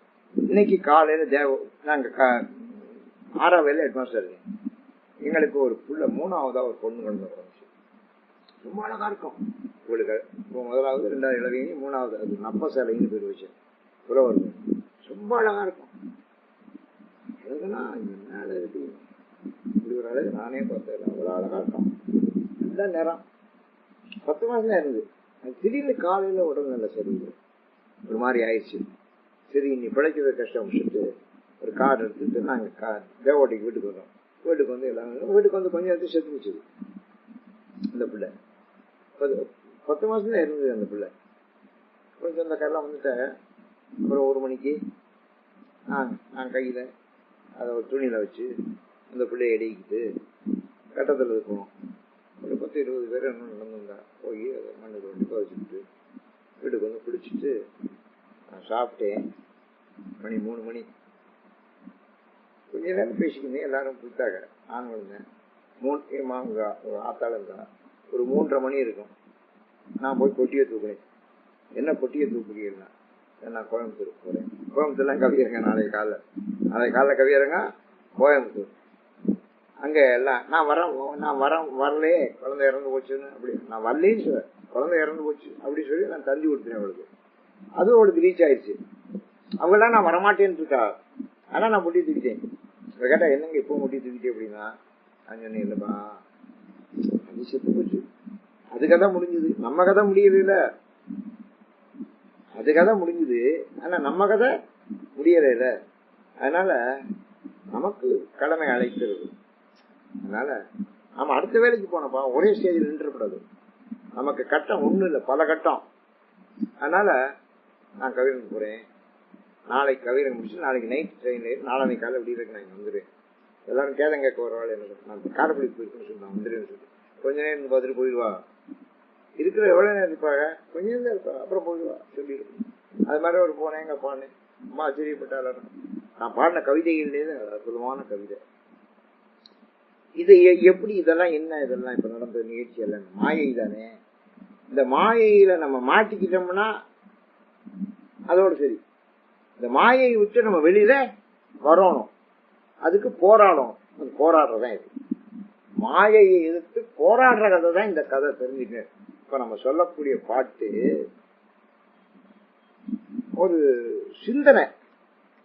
எப்படி சொல்றாரு, ஞான வாழ் ஏந்து மையர் நாதப்பறை அரைமின். ஞான வாழ் ஏந்து மையர், ஞானம். யுத்தத்துக்கு போனா, இப்ப யுத்தத்தை பத்தி தான் பாடுறோம். யுத்தத்துக்கு போனா என்ன இருக்கணும், வாழ் இருக்கணும் இல்லையா. வாழ் தானே அந்த காலத்துல தான். இப்ப துப்பாக்கி பிறங்க அதுங்கிறேன், அந்த காலத்துல வாழ்ந்தேன். சிவபெருமான் என்ன வாழ் ஏந்தி இருக்காரா, ஞான வாழ். ஞான வாழ். நம்மளும் எதை ஏந்திக்கணும், அவர் ஞான வாழ் ஏந்துனா நம்மளும் ஞான வாழ் தான் ஏந்தணும். இப்ப பிராமணாங்கிறேன், அவாள் இவாளுங்கிறேன், அவாள் இவாளுங்கிறேன், எல்லாம் ஞான வாழ். ஞான வாழ் ஏந்தும் ஐயர் ஞானப்பறை அறையும். ஒரு யுத்தம் நடத்த போறோம், பிரபஞ்ச போர். எதை எதிர்த்து யுத்தம் நடத்த போறோம் அப்படின்னா, மாயை எதிர்த்து யுத்தம் நடத்த போறோம். மாயை இந்த அடியார்களை பூரா ஆட்கொண்டு. மாயை அது ஒரு சக்தி. அந்த சக்தி அடியார்களை விட்டு வைக்காது. நான் அடியார் அப்படின்னா அதான் முதல்ல பிடிக்கும். அப்படியே வா உன்னை முதல்ல பிடிக்கிறேன் அப்படின்னு எல்லாரையும் தான் பிடிக்கும் இல்லைங்க. அதனால இந்த மாயைங்கிற சக்தியை நீங்க ஜெயிக்கணும்னா வாழ் எடுக்கணும். போருக்கு என்ன முக்கியம், வாழ். என்ன வாழ் எடுக்கணும் அப்படின்னா ஞான வாழ். ஞானம்ங்கிற வாழை ஏந்தோம். நீங்க ஞானத்தோட இருந்தா எந்த சூழ்நிலையும் நீங்க தப்பிச்சுக்கிட்டு. ஞானத்தோட இருந்தா எந்த சூழ்நிலையும் நீங்க தப்பிச்சுக்கலாம். இல்லைன்னா நம்ம தப்பிச்சுக்க முடியாது. எத்தனையோ சிக்கல்கள் வரும், எவ்வளவோ கஷ்டங்கள் வரும். நாங்க வடக்க நடந்து போனோம். அப்ப அந்த விந்தியவாசன் தெய்வம், அதை பார்க்காம போகாதீங்கன்னு ஒருத்தர் சொல்றேன். நாங்க மலையில ஏறி இறங்கிட்டோம். அந்த விந்தியவாசன் அங்கிருந்து இந்த கோயிலுக்கு போறோம்னா அது ஒரு 15 கிலோமீட்டர் போகணும். நாங்க இந்த பக்கம் போகணும் காசிக்கு. இந்த பக்கம் போனா விந்தியவாசன் தெய்வம் கோயில். நான் சொன்னேன், இது எக்ஸ்ட்ரா ப்ரோக்ராம், அப்புறம் இதையும் கேட்டா நம்ம நடக்கணும். ஒரு வாரம் தான் காசிக்கு போறது பாதை இருக்கு. நான் நீங்க உங்களை கூப்பிட்டா நீங்களாம் வரமாட்டீங்க, நான் நடந்து போய் பார்த்துட்டு வரேன், நீங்க போயிட்டு இறங்க உங்களோட சேர்ந்துக்கிறேன். ஒருத்தர் நாங்களும் உங்களோட வரமாட்டாங்க. வாங்கன்னா வரமாட்டா, தெரியுதா, வாங்கன்னா வரமாட்டா. நான் போறேன், நீங்க போயிட்டீங்க, நான் சேர்ந்துக்கிறேன். இல்ல நாங்களும் உங்களோட வந்துடுறோம். எல்லாம் வந்துட்டா நடந்து போனோம். அங்க போனா 50,000 லட்சம் பேர் நிக்கிறேன் ஜனங்கள் அந்த சாமியை பாக்குறதுக்கு, அம்பாளை பாக்குறதுக்கு. அவர் சொன்னாரு, சொன்ன ஒரு வீடியோ தான் மத்திய பிரதேச காட்டுல சொன்னாரு. அது உங்க திருப்பதி வெங்கடாஜலபதி மாதிரி அவ்வளவு கூட்டம் இருந்துச்சாரா. Don't miss it, if you miss it now you miss it for எவர்னு சொன்னாரு. அதனாலதான் நாங்க அப்புறம் போனோம். அங்க போனா 50,000 பேர் லட்சம் பேர் நிக்கிறேன். எல்லாருமே நீங்க இது எப்படி நம்ம உள்ள போய் பாக்குறது இந்த கூட்டத்துல? கோயிலே தெரியல, கோயிலுக்கு மேல கூட்டம் இருக்கு. அது ஒரு சிறிய கோயில், எப்படியா போய் பாக்குறது அப்படின்னா இன்னைக்கு பூரா 2 நாள் நம்ம போய் பார்க்க முடியாது, மணிக்கணக்காக ஆகும். அப்படின்னா கொஞ்சம் இருங்கய்யா, நமக்கு பகவான் வழிவிடு வரப்ப. அப்போ ஒரு மந்திரி வந்துகிட்டு இருக்காரு, அந்த ஸ்டேட் மந்திரி. அந்த மந்திரிக்கு பக்கத்துல ஒரு 10 பேர் அவங்க ஆட்கள் வந்துட்டு இருக்காங்க. அதுல 2 பேரும் காவி திரிச்சு வச்சிருக்கேன். நாங்களும் காவி திரிச்சோன்னா நாங்க இந்த கூட்டத்தை சேர்ந்துங்கப்பா எல்லாரும் பண்ணி உடனே சேர்ந்துட்டோம். இந்திய வாசனைக்கு ஜெய், இந்திய வாசனைக்கு ஜெய். நாங்க அவங்கள விட நாங்க சத்தம் பெருசா போடுறோம், இந்திய வாசனைக்கு ஜெய் அப்படின்னு போட்டு போறோம். அவ்வளவு பேரும் வெளியிட்டாங்க. அவங்களே மந்திரி விட்டு கூட்டமே இவங்க ஆரம்பிச்சுட்டு சாமியார்களா வர்றாங்க. இந்தியா நம்மளோட சத்தம் பண்ண அவங்களே எனக்கு கிளம்ப கொடுத்தாங்க. நீங்க போய் சாமி ஜாவோ ஜாவோ, சாமி ஜாவோ ஜாவாங்கிறேன். மந்திரி எங்களை கும்பிடுறாரு, மந்திரி எங்களை கும்பிடுறாரு. அங்க போனா கீழே போனா எங்களுக்கு முதல்ல விட்டுட்டேன். நாங்க போனோம், சாமியா அவர் கும்பிட்டு நாங்க ரொம்ப நல்லா அம்பால கும்பிட்டோம். அங்க இருந்து புறப்பட்டு அப்போ அப்படியே கிளம்பி வந்தோன்னா அவங்க அங்கிட்டு போனாங்க, நாங்க எங்கிட்ட வந்தோம். யாருக்குன்னு அங்க யாருன்னு தெரியாதுங்க. ஆனா சாமியை கூப்பிட்டோம், லட்சம் பேர். இது எப்படி நடந்தது? இது என்ன மாயை? அந்த மாயையில நம்ம என்ன வாழ் ஏந்திட்டு போனோம்? ஞானம். ஞானம்ங்கிற ஒரு வாழ் நீங்க வச்சிருந்தீங்கன்னா எந்த இடத்துலயும் ஜெயிக்கலாங்க. அது மாதிரி ரொம்ப இடத்துல ஜெயிச்சிருக்கா, ரொம்ப இடத்துல ஜெயிச்சிருக்கு. காமராஜ் என்னுடைய புஸ்தகம் வெளியிட்டாரு, இந்த இருக்கு படம். காமராஜ் புஸ்தகம் வெளியிட்டாரு. அப்ப அவரோட ஒரு படம் எடுக்கணும். எனக்கு ஒரு மனசு, சத்தியமூர்த்தி போல நடக்குது. அவரு இந்தியாவிலேயே நம்பர் 1 இருக்காரு. அவரோட ஒரு படம் எடுத்துருவணும். விழாவில் எடுக்கிற படம் வேற, தனியா அவரோட ஒரு படம் எடுத்துருவணும். கிருஷ்ணசாமி நாயுடு அவர் தான் தலைவர். அவர்கிட்ட சொன்னேன், ஐயா இந்த மாதிரி நம்ம தலைவரோட ஒரு படம் எடுத்துருவோம் ஐயா. அவர் ரொம்ப எனக்கு நல்ல நண்பர். வாங்க நம்ம ரூமுக்குள்ள போயிடுவோம். நான் முதல்ல ரூமுக்குள்ள போறேன், அவருக்கு ரூமுக்குள்ள, நீங்க பின்னாலே வந்திருக்கிறாரு. கிருஷ்ணன் அந்த பவனத்தை நடக்குதுங்க. அவரு தலைவர் உள்ள உட்காந்துருக்காரு காமராஜ். இவர் கிருஷ்ணசாமி நாயுடு காங்கிரஸ் கமிட்டி தலைவர் தமிழ்நாட்டுக்கு. அதனால இவர் போனோம்னு விட்டுட்டாங்க. இவர் போனோம்னு நானும் அவர் பின்னாலே விட்டேன். சரி, அவரோட வந்து நம்மளையும் விட்டாங்க உள்ள, போலீஸ் பாதுகாப்பு. உள்ள போனேன். போன உடனே அவர் உட்கார்ந்தாரு, இவர் இந்த பக்கம் உட்கார்ந்தாரு. நான் சொன்னேன், ஐயா உங்களோட ஒரு படம் எடுத்துக்கணுங்கய்யா, இந்த புத்தகத்தை நீங்க தான் வெளியிட்டீங்க, ஆனா இங்க வச்சு நம்ம ஒரு படம் எடுத்துக்கோம் அப்படின்னு. நல்லா எடுத்துக்குமே அப்படின்னாரு காமராஜ். நல்லா எடுத்துக்குமே அப்படின்னாரு. சரி, நீங்க அப்படி உட்காந்துக்குங்க, நீங்க அப்படி எடுத்து கொடுங்க, நானே ஒரு பக்கத்துல நிக்கிறோம், எடுத்துக்கிறோம். நீங்க நின்றுக்கிட்டு நான் உட்காந்து நான் நிக்கிறேன் அப்படின்னு காமராஜ் நிக்கிறாரு. வருங்க, இந்த காமராஜ் நிக்கிறாரு. நின்று அந்த புத்தகத்தை எங்களை தர்றாரு. கிருஷ்ணசாமி நாடு அந்த பக்கம் நின்றாரு. நீங்க நடுவில் நீங்க வாங்க அப்படிங்கிறாரு. ஒரு படம் எடுக்கிறோம். அவர் எந்திரிச்சு என்ன கொடுக்கறாரு. இது வந்து ரூம்ல நடந்தது, சத்தியமூர்த்தி பவன்ல நடந்தது. எடுத்த உடனே சரி உங்களுக்கு போதுமா அது படம் அப்படின்னாரு. போதுங்க, இத கையெழுத்து நீங்க போடணும், நான் நாளைக்கு படத்தை கொடுத்துட்டு உங்க வீட்டுக்கு வர்றேன் அப்படின்னு. சரி அப்படின்றாரு. உடனே நான் சென்னையில என் இடத்துக்கு போயிட்டேன். கிருஷ்ணசாமி நாடு போயிட்டாரு. மறுநாள் படம் வந்துருச்சு. படம் வந்த உடனே அவர் அங்கதான் ஊர்ல இருக்காரு. அந்த முதல் நாள் நம்ம விழாவில எல்லாம் கலந்து போயிட்டாரு. மறுநாள் அவருடைய இடத்துக்கு போறோம், திருமலைப்பள்ள ரோட்ல. அங்க போனா காமராஜ் உள்ளே இருக்காரு. சரி, அவர் வெளியில வரட்டும் அப்படின்னு காத்துக்கிட்டு அவர் வெளியில வர்றாரு. வெளியில வர்றபோது ஒரு 10-20 பேரை கடந்து வந்துகிட்டு இருக்கிறாரு. எல்லாம் அவ்வளவு விஐபிஸ் தமிழ்நாடு. நான் கடைசியா நிக்கிறேன். அவர் யாரையும் பார்க்கல. எங்கிட்ட வந்த என்ன கவிஞர் எப்ப வந்தீங்க அப்படின்னாரு. இந்த போட்டோ வந்துச்சு, உங்கள்கிட்ட ஒரு கைத்து வாங்குற வந்தேன் அப்படின்னு. அப்படியே ரொம்ப கொண்டாங்கன்னாரு. உடனே இந்த போட்டோ கொடுத்து, இந்த போட்டோல அவர்கிட்ட பேனா கிடையாது. உங்க பேனா கொடுங்க. நான் ஒரு பேனா வச்சிருந்தேன், பால் பாயிண்ட், அது கொடுத்தேன். அடுத்து கு காமராஜன் எழுதினாரு. அது கீழே எழுதிருக்கு, நீங்க பாக்கலாம். கு காமராஜ் பாதிதான் விழுந்தது. அந்த பேனா பாதிதான் விழுந்துச்சு, பாதி விழுகல. அவர் சொன்னாரு, கவிஞர் எங்கிட்ட பேனாவே இல்லை, உங்க பேனா எழுதவே இல்லைன்னு.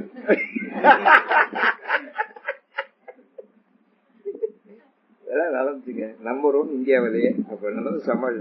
எங்கிட்ட பேராவே இல்ல, உங்க பேரா எழுதவே இல்லை. கூ காமங்கிறதா விழுந்துருக்காரு, ராஜுங்கிற விழுந்துருக்காரு. பரவாயில்ல, போட்ட வரைக்கும் போது வந்து அவர் காரில் எடுத்து. இதெல்லாம் எப்படிங்க? ஞான வாழ் ஏந்து மையர். ஞான வாழ் நம்ம உபயோகப்படுத்தணும்.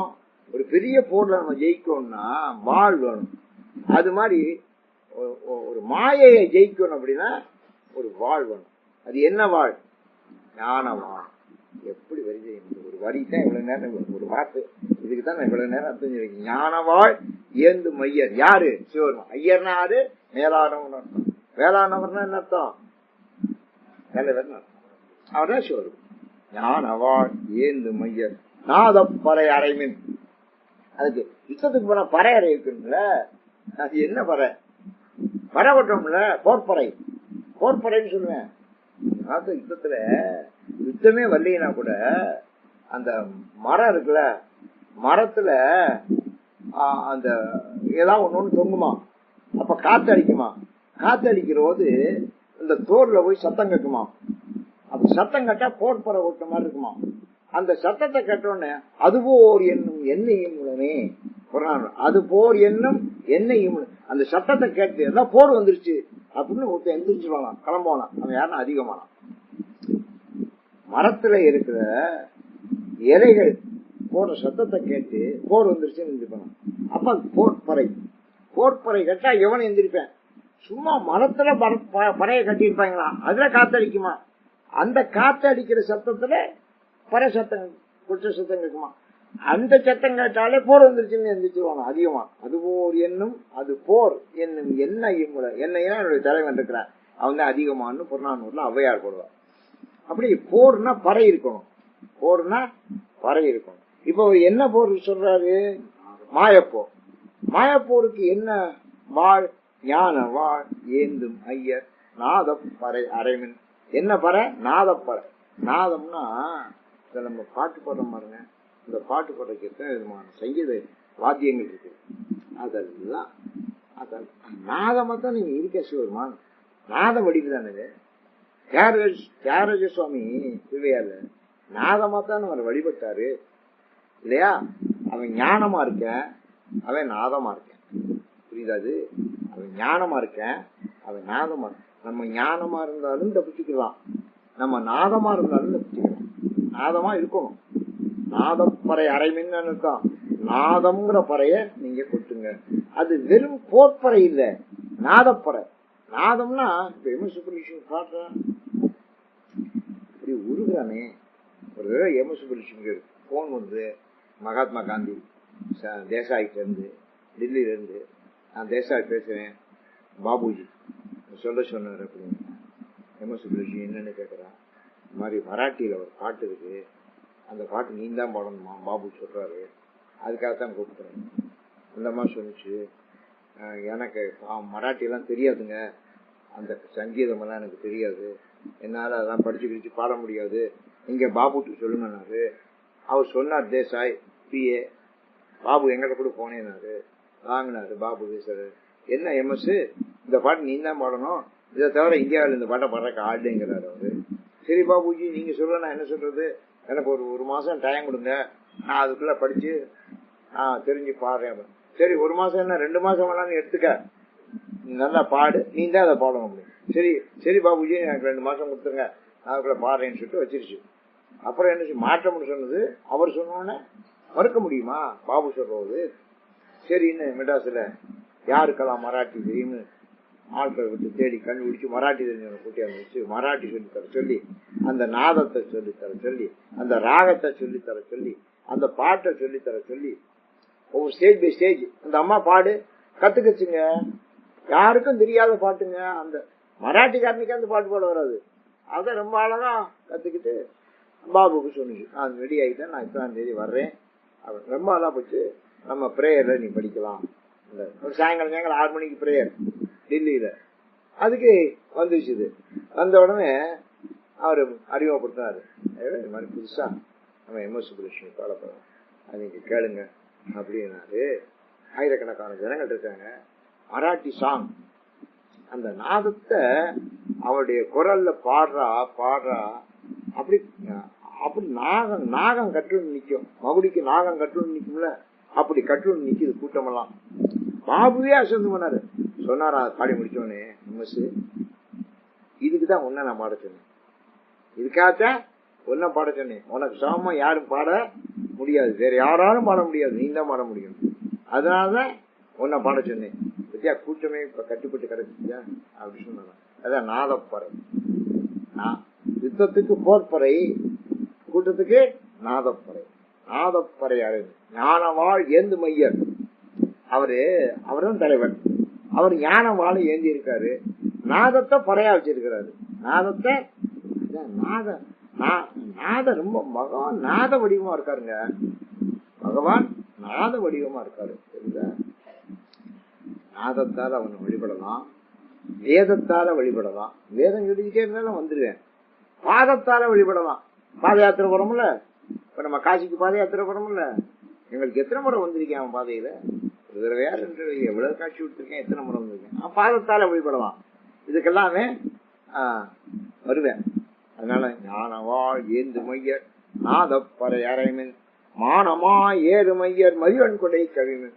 மானமா ஏறு மையர். மானமா அப்படின்னா உற்சாகமான, மானா விலங்கு, அதான் காளை. மாங்கிறது இங்க எதை குறிக்கும்? காளை. காளையில தானே அவர் ஏறுறாரு. ஒரு வாகனத்தான வரணும். யுத்தத்துக்கு போறேன் எது வரேன்? குதிரை வருவேன். யுத்தத்துக்கு போறேன் பெரும்போது கழுதையில எவனா வர்றான யுத்தத்துக்கு? கழுதையில, நாயில அப்படிலாம் எவனும் வரமாட்டான். கழுதையில எவனும் வரமாட்டேன். ஆனா இவரு மானமா ஏறு மையர். மதிவெண் குடை கல்வி. ஒரு குடை, வெண்கொற்ற குடை வேணும்ல. யுத்தத்துக்கு போன ஒரு ராஜா வெண்கொற்ற குடை கொண்டு போவாங்கல்ல. நீங்க எல்லாம் ஒரு வெண்கொற்ற குடை எப்படிங்க அப்படிங்கிறாரு. என்ன வெண்கொற்ற குடை? மானமா ஏறு மையர் மதிவெண் குடை கல்வி. அந்த சிவருமான் இருக்காரு, அவர் என்ன குடை வச்சிருக்காரு தெரியுமா? மதி, சந்திரன். மதினா சந்திரன் தான் தலையில வச்சிருக்கா, சந்திரன் தான் தலையில வச்சிருக்கிறாரு. அதனால பித்தா பிறை சூடி, பிறை சூடி, விரைய சூடி இருக்கிறேன். அதான் வெண்கொற்ற குடை. சிவருமானுக்கு வெண்கொற்ற குடை எது? மதி, மதிசூடி. அப்ப மதிவெண் குடை கவிமீன். ஒரு வெண்கொற்ற குடை நீங்க பிடிச்சுக்கணும். அது என்ன வெண்கொற்ற குடை? மதி, மதியாகிய வெண்கொற்ற. மதிங்கிறது நீங்க சந்திரனையும் குறிக்க புத்தி. மதினா புத்தி, புத்தி. அந்த வெண்கொற்ற குடை உங்களுக்கு அப்படி இருக்கணும். ஆன நீத்து கவசம் அடைய புகுமின்கள். ஆன நீத்து கவசம் அடைய புகுமின்கள். நீத்து கவசம் திருநீர். எங்கேயாவது ஓடிக்கணும், ஒளிஞ்சுக்கணும், நம்மளை பாதுகாத்துக்கணும், ஷெல்டர் போட்டுக்கலாம்ல. இப்ப இந்த கொரோனாவுக்கு ஒருத்தர் பூஜை கொண்டு போட்டாங்க. நம்ம உள்ள பூரா பூதமா இருக்கான். சொல்றேன், அம்புடு பூதமா இருக்கு. கருப்பு கருப்பு கருப்பா போட்டுக்கிட்டு இருக்கு. காலையில இருந்து கால் வரைக்கும் போட்டுக்கிட்டு அம்புடு நிக்கி பார்த்தா என்ன ஒரு 10-20 பூதம் நிக்குது. எனக்குதான் அவ்வளவு நர்ஸுகள் டாக்டர் அம்புடும் உடம்பு பூரா மறைச்சுக்கிட்டு நிக்குது. ஒண்ணு மாத்திரையை கொடுக்குது. அதான் ஆம்பளையா பொம்பளையா எழுதுறீங்கள அது கொடுக்குது. அந்த மாத்திரை நான் வாங்கினது ஆம்பளையா பொம்பளையான்னு எனக்கு தெரியல. அம்புடு பூதங்களா இருக்கு. எனக்கு அதை பார்த்தாலே பயரமா வந்துருச்சு அப்படிங்கிற. அதனால கவசம், யுத்தத்துக்கு போற முறை கவசம் தானே ஓட்டுக்கு போறேன். எல்லாம் யுத்தத்துக்கு போற முறை கவசம். அந்த காலத்துல கவசம் அணிஞ்சினேன். வீரசவாகி எங்க போனாலும் கவசம், இரும்பு கவசம் அணிஞ்சுக்கிட்டேன் யுத்தத்துக்கு போவேன். கவசம் ஏன்னா அங்கேருந்து அம்பு விடுவேன், அது தாக்கும், மார்பலை தாக்கும், உயிர் போயிடும். அதனால கவசம் அணிஞ்சுக்கிறேன். எப்போதுமே ஒரு கவசம் இருக்கணும். நீங்க எல்லாம் என்ன கவசம் அணிஞ்சுக்கணும் யுத்தத்துக்கு போனா? நீச்சு கவசம், திருநீச்சு கவசம், திருநீச்சு கவசம், திருநீச்சு காப்பு. சாமி கேட்டோமா இல்லையா? திருநீச்சு காப்பு. திருநீட்டு காப்பு விட்டு உடனே அந்த திருநீரை களைஞ்சி அதை கொண்டாந்து தருவாங்க. மணக்கும். சுவாமி வேற போட்டு திருநீர் மணக்கும். திருநீட்டு கவசம். அதனால நீங்களும் திருநீட்டு கவசம் இதை விட்டுங்க. பாருங்க எவ்வளவு திருநீட்டு கவசம் எடுத்து வந்திருக்கேன். நிச்சய பாருங்க, பெரிய பக்தன் ஆயிட்ட. நல்லா அருமையா திருநீட்டு கவசம். நல்ல பூசு, நல்லா கெட்டியா பூசு. அங்கதான் நானும் கொஞ்சம் தான் பூசுவேன். இப்ப பார்த்தா ஃபுல்லா பூசிடுறது. அந்த பக்தி வர வர நமக்கு ஒரு பாதுகாப்பு. திருநீருங்கிறது ஒரு பெரிய கவசம். அதான் சொல்றாரு, ஆன நீட்டு கவசம் அடைய புகுமின். அதுக்குள்ள போய் உட்காந்துங்க, திருநீட்டு கவசத்தை பூசிங்க. உங்களை சுத்தி திருநீட்டு கவசம். பாத யாத்திரை போறவங்க திருநீட்டு கவசத்தை எடுத்துக்குவாங்க. பார்த்துருக்கீங்களா? உடம்பு ஊரா பூசிக்குவா, உடம்பு ஊரா பூசிக்குவா. நடக்க முடியலாம், பாதத்துல தான் பூசுவா. சில பேர் இதெல்லாம் பாதத்துல பூசலாம். அவனை போய்யா தயா கவசம், ஆன நீட்டு கவசம் அடைய புகுமின். அதுக்குள்ள போய் உட்கார்ந்துங்க போங்க அப்படிங்கிறது. தப்பிச்சுக்கணும்ல, என்ன ஆபத்து வரட்டும் அது பூசுங்க. ஆன நீட்டு கவசம். என்ன மாயப்போர் நடக்குது. இந்த போர்ல நம்ம ஜெயிக்கணும். ஜெயிக்கணும்னா நம்ம உயிரோடு இருக்கணும். உயிரோடு இருக்கணும்னா நமக்கு ஒரு கவசம், நமக்கு ஒரு கவசம். அது என்ன கவசம்? ஆன நீட்டு கவசம், திருநீட்டு அடைய புகுமின்கள். வான ஊர் கொள்வோம் நாம் மாயப்படை வராமே. வான ஊர் கொள்வோம் நாம் மாயப்படை வர. வான ஊர்னா அதான் கைலாசம், சிவபுரம். அந்த ஊருக்கே நம்ம போயிடலாம். இங்க இருந்து நாங்க ராமேஸ்வரத்துக்கு காசிக்கு பாத யாத்திரை சொல்றோம். எங்க நடந்து போறீங்க அப்படின்னா, அங்க நாங்க காசிக்கு நடக்கிறோம். வாரணாசி பைதல் கேக்குறாங்க பாதையில. வாரணாசி பைதல் அப்படிங்கிற. பைதல்லாம் நடந்து போறது. வாரணாசியா நடந்து போறீங்களா அப்படிங்கிற. கிட்டன மைல்? 3000 மைல். 3000 எவ்வளவு? 3000 mile. How many months? 4 months. 4 months. I walk. Oh God. அப்படிங்கிற. Oh God. அப்ப தூக்கி போட்டு வச்சுடா. அங்கதான் நம்ம ஜெயிக்கலாம். அங்கதான் நம்ம ஜெயிக்கலாம். வான ஊர் கொள்வோம். நம்ம காசிக்கு போயிடுவோம். நம்ம காசிக்கு போயிடும் அப்படிங்கிற எண்ணத்தை நம்ம கொண்டு வந்தது. அவெல்லாம் சொல்றேன், நாங்க காசிக்கே போயிட்டோங்க சொன்ன தேதிக்கு சொன்ன டயத்துக்கு 12 ஜூன் 1983 காலை 8 மணிக்கு ஷார்ப்பா நாங்க கோயில்ல இருக்கோம்னு 6 மாசத்துக்கு முன்னாடி நாங்க ஒரு தவால் போட்டோம் மேம் மிஸ்ராவுக்கு, எங்க எந்த ஆஃபீஸருக்கு. கரெக்டா 8 மணி நாங்க கோயிலுக்குள்ள இருக்கோம். அவர் சொல்றாரு, Somasundar Babuji, you wrote some 6 months back that you will be here on 12th of June 1983. Today is 1983, 12th of June. You told me that you will be here at 8 a.m. sharp. Now the time is 8. Today is 12th of June 1983. Now the time is 8. You are here. You are here. God is great. அந்த வார்த்தை என்ன சொன்னாரு? God is great. பெரிய நாம அங்க கொண்டு சேர்த்தாரு. வான ஊர் கொள்வோம் நாம். வான ஊருக்கு போயிட்டோம்ல, நமக்கு காசு தானே வான ஊர், அதை நோக்கி தானே நம்ம நடந்தோம். போயிட்டோமே வான ஊர். திருநீட்டு கவசம் அதை போட்டுக்க. அந்த கவசம் பாதுகாப்புல நமக்கு எவ்வளவு ஆபத்துக்கு எல்லாத்தையும் கடந்தா நாங்க வரும். வான ஊர் கொள்வோம்னா மாயப்படையவாள். மாயப்படை நமக்கு வரப்படாது. இந்த மாயப்படையை ஜெயிக்கணும். அது வராது எப்ப நீங்க இந்த கவசத்தை அணிஞ்சிட்டு போன. இப்ப அவன் கொரோனாவுக்கு எவ்வளவு கவசம் அணிஞ்சிட்டு போன முக்கியம். நமக்கு கொரோனா வந்தா கூட பரவாயில்ல, இந்த கவசத்தை பார்த்தா பயமா இருக்கு. ஆனா நீங்க திருநீற்ற கவசத்தை அணிஞ்சுங்க, நீங்க ஜெயிச்சுவீங்க. தொண்டர்கள் தூசி செல்லி. இப்ப அடியார்கள் போறா நிக்கிறாங்க. தொண்டர்கள், நீங்கெல்லாம் தொண்டர்களா? 63 நாயன்மார்கள் தொண்டர்கள் தானே. இப்ப நமக்கே 1000 தொண்டர்களுக்கு வர்ற. இன்னொருத்தன் கேட்டேன், ஞானசம்பந்தத்துக்கு போனா 16,000 தொண்டர்கள் போறாங்க, திருநாவுக்கரசு போனா 12,000 தொண்டர்கள் போனாங்க, சுந்தரமூர்த்தி சொன்னா 8,000 தொண்டர்கள் போனான்னு வானத்தை எழுதியிருக்கேன். இதெல்லாம் உண்மையான ஒருத்தன் கேட்டேன். நான் சொன்னேன், இது என்ன அவனுக்கு சந்தேகம்? எங்களுக்கே 1000 தொண்டர்கள் வர்றாங்க ஐயா. நாங்க அந்த திருச்செந்தூருக்கு நடக்கிற 1000 பேர் வர்றாங்க ஐயா. 1000 பேர் வர்றாங்க, வந்து பாரு 1000 பேர் வர்றேன், சரிதா? அப்ப எங்களுக்கே 1000 தொண்டர்கள் இருந்தா அவங்களுக்கு எல்லாம் 16,000 12,000 8,000 கொஞ்சம் தானையா? என்னையா பெரிய காரியம்? ஆமா சார், அது உண்மை. அப்படின்னா தொண்டர்கள் அப்படின்னாரு. தூசி செல்வி, நீங்களாம் முன்னால போங்க. தூசி படையினா என்ன தெரியுமா? முன்னால போல கூட. தூசி படையினா முன்னால போல கூட, நீங்களாம் முன்னால போங்க அப்படி. தொண்டர்கள் தூசி செல்வி, நீங்க முன்னால போங்க. தூசி படையினா முன்படை. முன்படைக்கு பேர் என்ன? தூசி. இப்ப நம்ம கூட்டுறது முதல்ல என்ன கிளம்புது? தூசி தானே கிளம்புது. நீங்க கூட்ட ஆரம்பிச்சோன்னா தூசி கிளம்பிருக்குதா? ஐயர் வேள்வி பண்ணாருன்னா முதல்ல புகை கிளம்பிடும், தெரியுதா? அப்புறம் தான் மொத்தம் எல்லாம். முதல்ல புகை தான் கிளம்பும், முதல்ல தூசி தான். தூசி படைன்னு ஒரு முன்னால போறது தூசி படை. தொண்டர்கள் முதல்ல தொண்டர்களை கூப்பிட்டாரு. தூசி செல்லி, நீங்க தான் முதல் படை, போங்க நீங்க முன்னால. எப்போதும் தூசி படை ரொம்ப முக்கியம், தெரியுதா? இப்போ மந்திரி புறப்பட்டாருன்னா அவருக்கு முன்னால ஒரு பிளாக் வேன் போகும். ஒரு பிளாக் வேன், அதுல கொடி கட்டுக்கிறோம், தேசிய கொடி. அதுல சில போலீஸ் பாதுகாப்பு போறேன், தெரியுதா? அதான் முதல்ல போற படை, தூசி படை. தொண்டர்கள் தூசி செல்லு. பக்தர்கள் சூழ போகி, பக்தர்களை கூப்பிட்டார். அடுத்தது பக்தர்கள், நீங்களா சொன்னோம் சூழ போகி, அதை சுத்தி போங்க. எல்லாம் சுத்தி போனா தானே பாதுகாப்பு. அடியார்களுக்கு நீங்கெல்லாம் பக்தர்கள், நீங்கெல்லாம் சுத்தி போங்க. அப்புறம் என்ன? ஒன்றியர்கள் யோகிகளே, பேரணி உந்தீர்கள். யோகிகள் பெரிய பெரிய யோகிகள் இருக்காங்க. ஒன்றிரல், திறமை, திறமை, ரொம்ப திறமை, உண்மையான திறமை படைத்த யோகிகளே. யோகிகள அந்த காலத்துல யோகானந்த சுவாமி, பரமஹம்ச யோகானந்தர்னு ஒருத்தர் இருந்தாரு.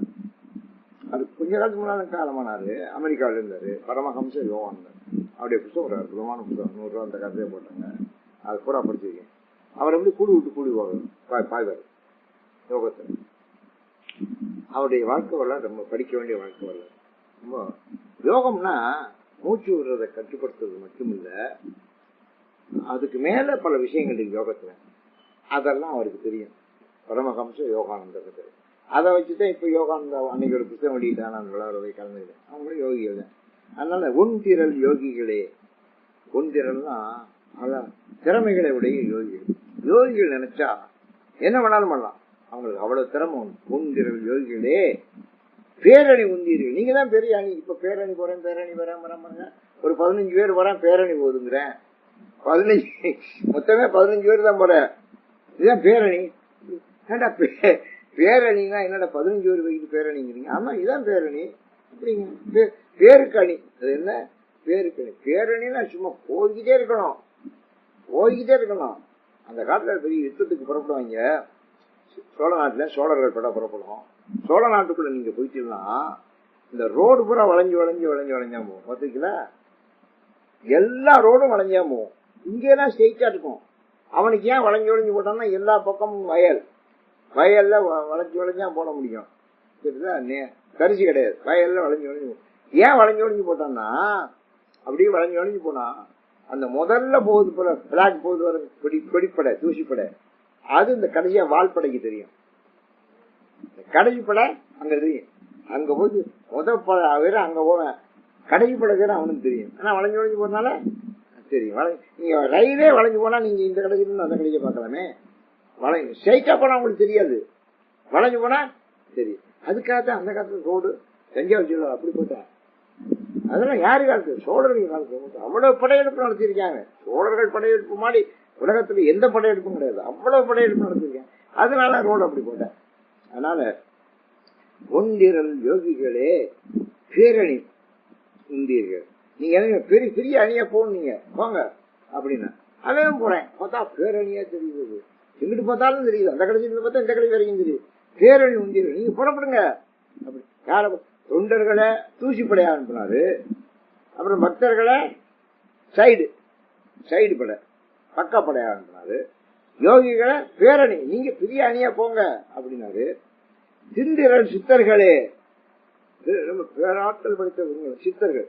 இப்ப நம்ம ஆறுமுகசாமி சித்தர் சொல்றோம்ல கோட்டையூர்ல, அவர்கிட்ட எவ்வளவு சக்தி இருந்தது அந்த காலத்துல நம்ம நல்லா கண்ணால பாக்குறோம். இப்போ அவரை போய் வணங்குறவர்கள் அவரு இந்த சித்து விளையாடுறாரு, சித்து கொடுக்குறாரு. அவங்க திண்டிரர் சித்தர்களே, திண்மையான திறலை உடைய சித்தர்களே, கடைக்கோழி செல்வீன்கள், நீங்க கடைசியா போங்க. கடைசி படை தூசிப்படை போற மாதிரி கடைசி படை இருக்கும்ல. நீங்க அந்த சாப்பாட்டுலயே கூட பார்த்தா இலை போட்ட உடனே தண்ணியை தொளிச்ச உடனே என்ன வைப்பாங்க? முதல்ல உப்பு தான் வைப்பாங்க. முதல்ல வைக்கிறது உப்பு தான். அது இந்த இடது பக்கத்துல வைப்பாங்க. அப்புறம் வர்க்கணம் பண்ணாங்கனாக்கா அது வலது பக்கத்துல செஞ்சணும் வைப்பாங்க. வர்க்கம்னா இந்த பழம் அதெல்லாம் அந்த பக்கம் வைப்பாங்க. அப்புறம் கூட்டுக்கறியை முதல்ல வைப்பாங்க. கறிகள் எது வைப்பாங்க? முதல்ல கூட்டுக்கறி வைப்பாங்க. அப்புறம் அப்படி ஒன்று நான் வருஷப்படிக்கு வச்சுருவாங்க. சோறு அப்புறம் போடுவாங்க. அதுக்கப்புறம் அப்பளம் பாயசம். நீங்க அது ஒரு வரிசை உண்டு. சமையல்லையே பரிமாறுறதுலயே ஒரு வரிசை உண்டு. ஒருத்தன் இலைய போட்டு உப்பை கொண்டாந்து வச்சேன், நடுவுல வச்சேன். உப்பை கொண்டாந்து அவ்வளவு பேர் சண்டைக்கு போயிட்டேன். ஏடா என்னடா உப்பை கொண்டாந்து நடுவுல வைக்கிற, பின்ன இது எங்க வைக்கிறது? ஒரு ஓரத்துல வைக்கிற. என்னத்தான் பிடிச்சா அந்த ஐயா எனக்கு சொல்லித்தரல எங்க வைக்கிறது. நான் எங்கேயோ இதை உப்பை வைக்கலானா வச்சுட்டேன் அப்படின்னா, என்னடா இப்படி வைக்கிற, உப்பை இந்த ஓரத்துல வைக்கணும் அப்படின்னு சொல்லி கொடுக்கணுங்க. எதை எங்க வைக்கணும் அப்படின்னு சொல்லி கொடுக்கணும். அதான் சிந்தரல் சித்தர்களே கடைக்கோழி செல்வீன்கள். சித்தர்களை கடைசி படையா வச்சாரு. ஏன்னா சித்தர்களால நீங்க இப்ப நமக்கு தெரியும் 18 சித்தர்கள். அதுக்கப்புறம் நம்ம ஆறுமுகசாமி 19 சித்தர்னா, அதோட ஏகப்பட்ட சித்தர்கள் இப்ப நிறைய இருக்கிறாங்க. தட்சிணாமூர்த்தி திருவாரூர் இருக்காரு. அவரு பெரிய சித்தர். அவர் இந்த காலத்துல அவரு பெரிய சித்தர். சித்தர்களால எதை வேணாலும் செய்ய முடியுங்க. வச்சுங்க, சித்தர்களால எதையும் செய்ய முடியும். யோகிகள் சித்தர்கள். ஒரு குடும்பம் ஒரு ஊர்ல இருந்தது. காசியில இருந்து ராமேஸ்வரம் போற பாதையில கர்நாடகாவில் ஒரு குடும்பம். அங்க புருஷன் முட்டாட்டிமா இருக்காங்க, ரொம்ப பக்திமான்கள். அவங்களுக்கு குழந்தை இல்லை. ரொம்ப கவலைப்பட்டு இருந்தாங்க. ஒரு நாள் அந்த பாதையில ஒரு சாமியார் வந்தாரு. அந்த சாமியார் இவங்க வீட்டுக்கிட்ட வர்றாரு. பார்த்துட்டு, சாமி இன்னைக்கு நீங்க அடியங்கள் வீட்டுல ஆகாரம் சாப்பிடணும்னு கேள்விப்பட்டாங்க. கீழே கும்பிட்டாங்க. ஆகார நேரத்துல அவங்க அந்த யோகிகள் அவங்க எல்லாம் சித்தர்கள் தான்.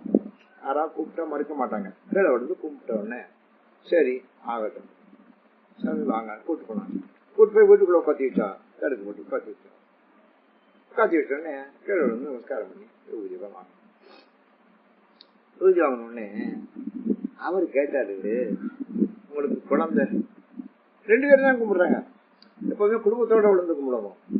குடும்பத்தோட விழுந்து பூஜை வாங்கணும். பிள்ளை இல்லாம கும்பிடுறாங்க. உங்களுக்கு குழந்தை அப்படின்னாரு. இந்த பாக்கியம் இல்லை சாமி, நீங்க தான் எங்களுக்கு அருளும். அதுக்கு சொன்னார் அவரு, விபூதி வாங்கிக்கமா, இத தண்ணியில போட்டு சாப்பிடு, வயிற்றுல பூசிக்க, மேலைக்கு உனக்கு ஆண் குழந்தை பிறந்த அப்படின்னு சொன்னார். சரி சாமி. அப்புறம் ஆகாரம் பரிமாறினாங்க, சாப்பிட்டாரு. சாப்பிட்டு போற போது ஆசீர்வாதம் பண்ணிட்டு அவங்க நம்பிக்கையா இருந்தாங்க. அடுத்த மாசம் அது கர்ப்பம் ஆயிடுச்சு. அதுக்கப்புறம் இந்த ஒரு வருஷத்துக்குள்ள குழந்தை ஆண் குழந்தை பிறந்துருச்சு. குழந்தைக்கு இப்ப 3 வயசு. அப்ப சாமியார் 4 வருஷம் ஆச்சு. தெரியுதா? இப்ப அந்த பிள்ளைக்கு 3 வயசு. அவர் பூர்வம் சொல்றாரு, நான் ஒரு 3-4 வருஷத்துல இந்த பக்கம் திரும்பி காசிக்கு போவேன். இப்ப ராமேஸ்வரத்துக்கு போறேன், திரும்பி இந்த வழியாத்தான் காசிக்கு போவேன். காசிக்கு போறவங்க உங்க வீட்டுக்கு வர்றேன். ரொம்ப சந்தோஷம் சாமி, நான் வர்றபோது உங்களுக்கு குழந்தை பிறந்து 3 வயசு ஆயிடும் அப்படிங்கிறாரு. அவனுக்கு ரொம்ப சந்தோஷம். அதே மாதிரி புள்ள 3 வயசு புள்ள விளையாடிக்கிட்டு அவர் வந்துட்டாரு. அந்த வர வச்சு வீட்டுக்குள்ள போட்டு போனாங்க. பாத காணிக்கெல்லாம் முடிஞ்சாங்க. சிக்கலை விழுந்து கும்பிட்டாங்க. அந்த பிள்ளையும் கிளை விழுந்து கும்பிட்டு அவர் மடியில போய் உட்காந்துக்குச்சு. அந்த 3 வயசு புள்ள அவர் மடியில போய் உட்காந்துக்குச்சு. அவங்க இந்த பிள்ளை யாரு மடியில உட்கார்ந்து இல்ல சாமி, இப்ப பாருங்க உங்க மடியில அதுவா வந்து உட்காருது. அப்ப அதுக்கு ஏதோ ஞானம் இருக்கு. அவர் சொன்ன, இது என்ன ஞானம், அருளால அது பறந்துருக்கு, அதனால என்ன அதுக்கு அடையாளம் தெரியுது, அதனால என் மடியில வந்து உட்கார்ந்துருச்சு. அவரோட கொஞ்சிக்கு நிக்குது அது. இந்த பிள்ளை அவரோட நத்திக்கிருச்சு. அவரு, நான் இன்னைக்கு ஊருக்கு புறப்படணுமே, அந்த புள்ள விட மாட்டேங்குது, கத்துது, விட மாட்டேங்குது. அப்போ அவள சொல்றேன், அப்ப 4 நாளைக்கு இருந்து போங்க சாமி, உங்களை விட மாட்டேங்குது அப்படின்னு. அதான் அவரு சுத்தி வர்ற அவர்கிட்டே இருக்கு. அவர் தோடு மேல உட்காந்துக்குது, மடியில உட்காந்துக்குது, தொட்டு கும்பிடுது, அவரோட கண்ணத்தோட கண்ணை வைக்குது, விளையாடிக்கிட்டு கிடக்க அந்த புள்ள. அப்புறம் அவர் மேல படுத்துக்குது. அவரை விடல, பிரியல. அவருக்கு பிரிஞ்சாத்தானே போகலாம். அதனால அவர் சொன்னாரு, சரி நான் 4 நாள் இருந்து போறேன். இருந்தாரு, விடல. அப்புறம் 1 வாரம் இருந்தாரு. அப்புறம் 6 மாசம் இருந்தாரு. அப்புறம் 6 மாசம் இருந்தாரு. 1 வருஷம் ஆச்சு. அவர் சொன்னாரு, நான் இனிமே புறப்பட்டு போகணும். இந்த பிள்ளைக்கு 5 வயசுல ஒரு கண்டம் இருக்கு. என்ன கண்டம்னு, நீர்கண்டம். நம்ம எல்லாருக்குமே உண்டு. நிலம், நீர், நெருப்பு, காற்று, ஆகாயம், இந்த 5லயும் நமக்கு 5 கண்டம் உண்டு. இந்த 5 கண்டத்தை நம்ம படைக்கணும். அதுக்கு 5வது வயசுல நீர்கண்டம் வரும். அதுல இருந்து நீங்க அதை காப்பாத்திக்கணும். அது தண்ணியில இறங்காம நீங்க பாத்துக்கணும். எந்த தண்ணியிலையும் அது இறங்கப்படாது, பாத்துங்க அப்படின்னு சொன்னாரு. சரி சாமி, நாங்க தண்ணி கேட்ப உடனே அதான் இவர் உடனே அது அவர், நான் ஊருக்கு புறப்படுறேன், காசிக்கு புறப்படுறேன் அப்படின்னு கிளம்பிட்டா. கமண்டம்லாம் தூக்கிட்டு அந்த பிள்ளைய ஒரு பின்னால நிக்குது. இப்ப அந்த பிள்ளைக்கு 5 வயசு பிறந்துருச்சு. 1 வருஷம் இருந்தாரு, 5 வயசு பிறந்துருச்சு. அவர்கிட்ட காசிக்கு போறேங்கிறாரு. இந்த பிள்ளை நானும் காசிக்கு வர்றேங்குது. இப்ப என்ன செய்யறது? காகிதப்ப நான் சொன்ன, சரி சாமி, உங்களை விட்டு பிரிய மாட்டேங்குது, பிரிஞ்சா செத்து போனாலும் போயிடும், அதனால நாங்களும் உங்களோட காசிக்கு வர்றோம். இந்த பிள்ளையும் காசிக்கு வரல, நாங்களும் உங்களோட காசிக்கு வர்றோம் அப்படின்னு. சரி வாங்க. இப்ப அவரு கூட்டிட்டு போறாருங்க. இந்த புள்ள அவரோட வருது. இந்த தாய் தகப்பனாரும் வர்றாங்க. காசிக்கு போயாச்சுன்னா அந்த பிள்ளைக்கு 5 வயசு. 5 வயசுல நீர்கண்டம். இவரு, நான் போய் கங்கையில குளிச்சு வருவேன், நீங்க பிள்ளைய பாத்துக்கங்கிறாரு. அந்த புள்ள சொல்றது, நானும் கங்கைக்கு வர்றேன் அப்படிங்குது. யோசிக்கிறாரு, கங்கையில கண்டம் இருக்குமே, நீர்கண்டம்ல சொல்லியிருக்கேன், இதுக்கு 5 வயசு முடிய போகுது, நீர்கண்டம்ல எப்படி இது கங்கையில பிடிக்கிறதுன்னு அவர் கேட்கிறாரு. தாயதப்பன் சொன்னா கேட்க மாட்டேங்குது, கங்கைக்கு உங்களோட பிடிக்க வரேங்குது, நீங்க கூட்டிட்டு போங்க சாமி. நான் எப்படி கூட்டிட்டு போறது? கங்கையில நீர்கண்டத்துக்கு வந்துட்டா ஆபத்து வந்துட்டா என்ன பண்றது? அதுக்காக என்ன செஞ்சாங்க, ஒரு பெரிய பலூன் மாதிரி, ஒரு கடிகை செஞ்ச பலூன் மாதிரி, எப்படி இரும்பு கம்பினால வலையனால பின்னி இருக்காங்க. பின்னி அது போட்டு தண்ணிக்குள்ள விட மிதக்கும். ஆனா அதுக்குள்ள இது உட்கார்ந்து பிடிக்கலாம். முதல்ல வராது. கங்கையில முதல்ல இருக்குல்ல, அதான கண்டம். கங்கையில கண்டம் முதல்ல. இந்த பிள்ளைய முதல்ல பிடிச்சு போயிட்டு என்ன செய்யறது? அதுக்காக முதல்ல வராம கம்பியினாலே அடைச்சு அதுக்குள்ள இவங்க 2 பேரும் உட்காந்துட்டா. யாரு? இந்த சாமியாரும் இந்த பிள்ளையும். 5 வயசு பிள்ளை சாமியார். 2 பேர் உள்ள உட்காந்துட்டா, அதை பூட்டிட்டு தண்ணிக்குள்ள இறக்குறா. தண்ணிக்குள்ள இறக்குனா குளிக்கலாம், தண்ணி உள்ள வரும்ல. ஆனா முதல்ல வர முடியாது. பாதுகாப்பா இருந்து எல்லாரும் பல பேர் பிடிச்சிக்கிட்டு அந்த வலைக்குண்ட தண்ணிக்குள்ள அமுக்குனாங்க. அமுக்கு அவங்க 2 பேரும் தண்ணியில மூழ்கினாங்க. குடிச்சாச்சுல, அதான் இதுதானே அவருடைய நோக்கம். குடிச்ச பிற்பாடு அதை திருப்பி தூக்குனாங்க. தூக்குனா சாமியாரையும் காணும் பிள்ளையும் காணும், ஒரு முதல மட்டும் அதுக்குள்ள இருக்கு. அந்த வலைக்குள்ள இரும்பு வலையில சாமியாரும் இல்ல, பிள்ளையும் இல்ல, என்ன இருக்கு? ஒரு முதலை இருக்கு. அப்பதான் தெரிஞ்சது எல்லாருக்கும், ஆகா சாமியாரா வந்தது முதல்ல வந்து இவளுக்கு ஆசீர்வாதம் பண்ணி பிள்ளைய பல சொல்லி பிள்ளையோட இருந்து அப்புறம் அந்த பிள்ளைய பிறகு முதல்ல சாப்பிட்டு முதல்லதான் சாமியாரா வந்திருக்கு. இதுதான் வாழ்க்கை எப்படி நடக்குது. அதனால இந்த ரசிகர்களே கடைக்கூலி செல்வன், நீங்க கடைசியா போங்க. ஏன்னா மாய ஏமாத்திரும். சித்தர்கள் தான் கடைசியா போகணும். கடைசியா போனா காப்பாற்றலாம். அண்டர் நாடு ஆழ்வோம் நாம், அல்லற்படை வர அண்டர் நாடு ஆழ்வோம் நாம். அண்டர் நாடு தேவலோகம், அது போய் ஆழ்வோம். அங்க வானவூர் போவோம்னாரு. இப்ப அண்டர் நாட்டே நம்ம ஆழ்வோம். ஊர் என்ன, நாடே நமக்கு தான் இனிமே. தேவலோகமே ஆழ்வோம் நாம். அல்லற்படை வராம இந்த படை, இது அல்லல் படை. இந்த அல்லற்படைக்கு மாயப்படைக்கு என்ன வித்தியாசம் அப்படின்னா, மாயப்படைங்கிறது வெளியிலிருந்து வர்றது, அல்லல் படைங்கிறது வீட்டுக்குள்ள இருந்தே வரும். அல்லல் படைங்கிறது வீட்டுக்குள்ளே இருந்தே வரும், வெளியே இருந்து வர வீட்டுக்குள்ளேயே பல படை இருக்குது. அல்லல் படை அப்படின்னு வீட்டுக்குள்ள இருந்து வர்றது அல்லல். அதான் அல்லல் போம் வினை போம், அன்னை வயிற்றில் பிறந்த தொல்லை போம் பரமத்துல அல்லல் போம்னா அது நம்ம வீட்டுக்குள்ளே இருக்க படை. அல்லல் படைன்னு அல்லல் அந்த துன்பத்தை தர சும்மா உன்னோட எனக்கு எவ்வளவு கஷ்டமா, உன்னோட நான் கல்யாணம் பண்ணிக்கிறது தப்பா போச்சு. நான் உங்களுக்கு தலையை கொஞ்சம் பாருங்க, அது எனக்கு தப்பா போச்சு. எப்ப சாக போற ஆளுத்துல. அதான் அல்லல் படைன்னு சொல்லு. வீட்டுக்குள்ள இருந்துகிட்டே அது ஒரு மாயப்படை, அது ஒரு அல்லல் படை. வெளியில இருந்து வந்தா மாயப்படை, வீட்டுக்குள்ளே இருந்தா அல்லல் படை. எவ்வளவு அல்லல்ங்கிறீங்க வீட்டுக்குள்ள. நம்ம வச்ச சாமான் இருக்க மாட்டேங்குது. நம்ம ஒரு சாமான ஒரு இடத்துல வச்சா அந்த சாமான் அந்த இடத்துல இருக்க மாட்டேங்க, அதே அது ஒரு இடத்துல இருக்கு. என்ன காரணம்? ஆத்து அடிச்சு தர்றோம். அதை யாரும் வச்சு அங்கிட்டு வச்சிடறா, இங்க வச்சிடறா, தேடுறோம். வீட்டுக்குள்ளேயே எவ்வளவு அல்லல் பெரிய உன்னோட பெரிய அல்லலா போச்சு அப்படின்னு அல்லங்கிற வார்த்தையை பயன்படுத்துவா. அது அல்லல் படை. அதனால அண்டர் நாட் ஆழ்வோம் நாம், அல்லல் படை வராம. அல்லல் படை வரப்படாது. மாயப்படை என்பது வெளியிலிருந்து வர்றது, அல்லல் படை இருந்து வீட்டுக்குள்ள இருந்து வர்றது. இந்த 2 படை நம்மள போட்டு அல்லப்படுத்துது, துன்பப்படுத்துது. இந்த படைகள்ல இருந்து நம்ம வெற்றி பெற வேண்டும் என்று சொல்லி இந்த 2 வார்த்தை அன்னைக்கு நம்ம சொல்ல முடிஞ்சிருக்கு. 2 வார்த்தை தான் அன்னைக்கு நம்ம தான் சொல்லியிருக்கோம். மாயைங்கிறது, இந்த மாயையை பற்றி சொல்லுவது கோவலன் கண்ணகி கதையில ரொம்ப அழகா சிலப்பதிகாரத்தை சொல்லியிருக்கு. ஆதவியை ரொம்ப விரும்பி கல்யாணம் பண்ணிக்கிட்டேன் சரிங்களா கோவலன். அப்ப அவளை விட்டு ஒரு கருத்து வேறுபாடு வந்துருச்சு. அதனால அவளை விட்டு பிரிகிறது அப்படி முடிய வேண்டாம். ஒரு கருத்து வேறுபாடு, அவளை விட்டு பிரிகிறது. ஒரு பிரிவுக்கு ஒரு காரணம் இல்லவா?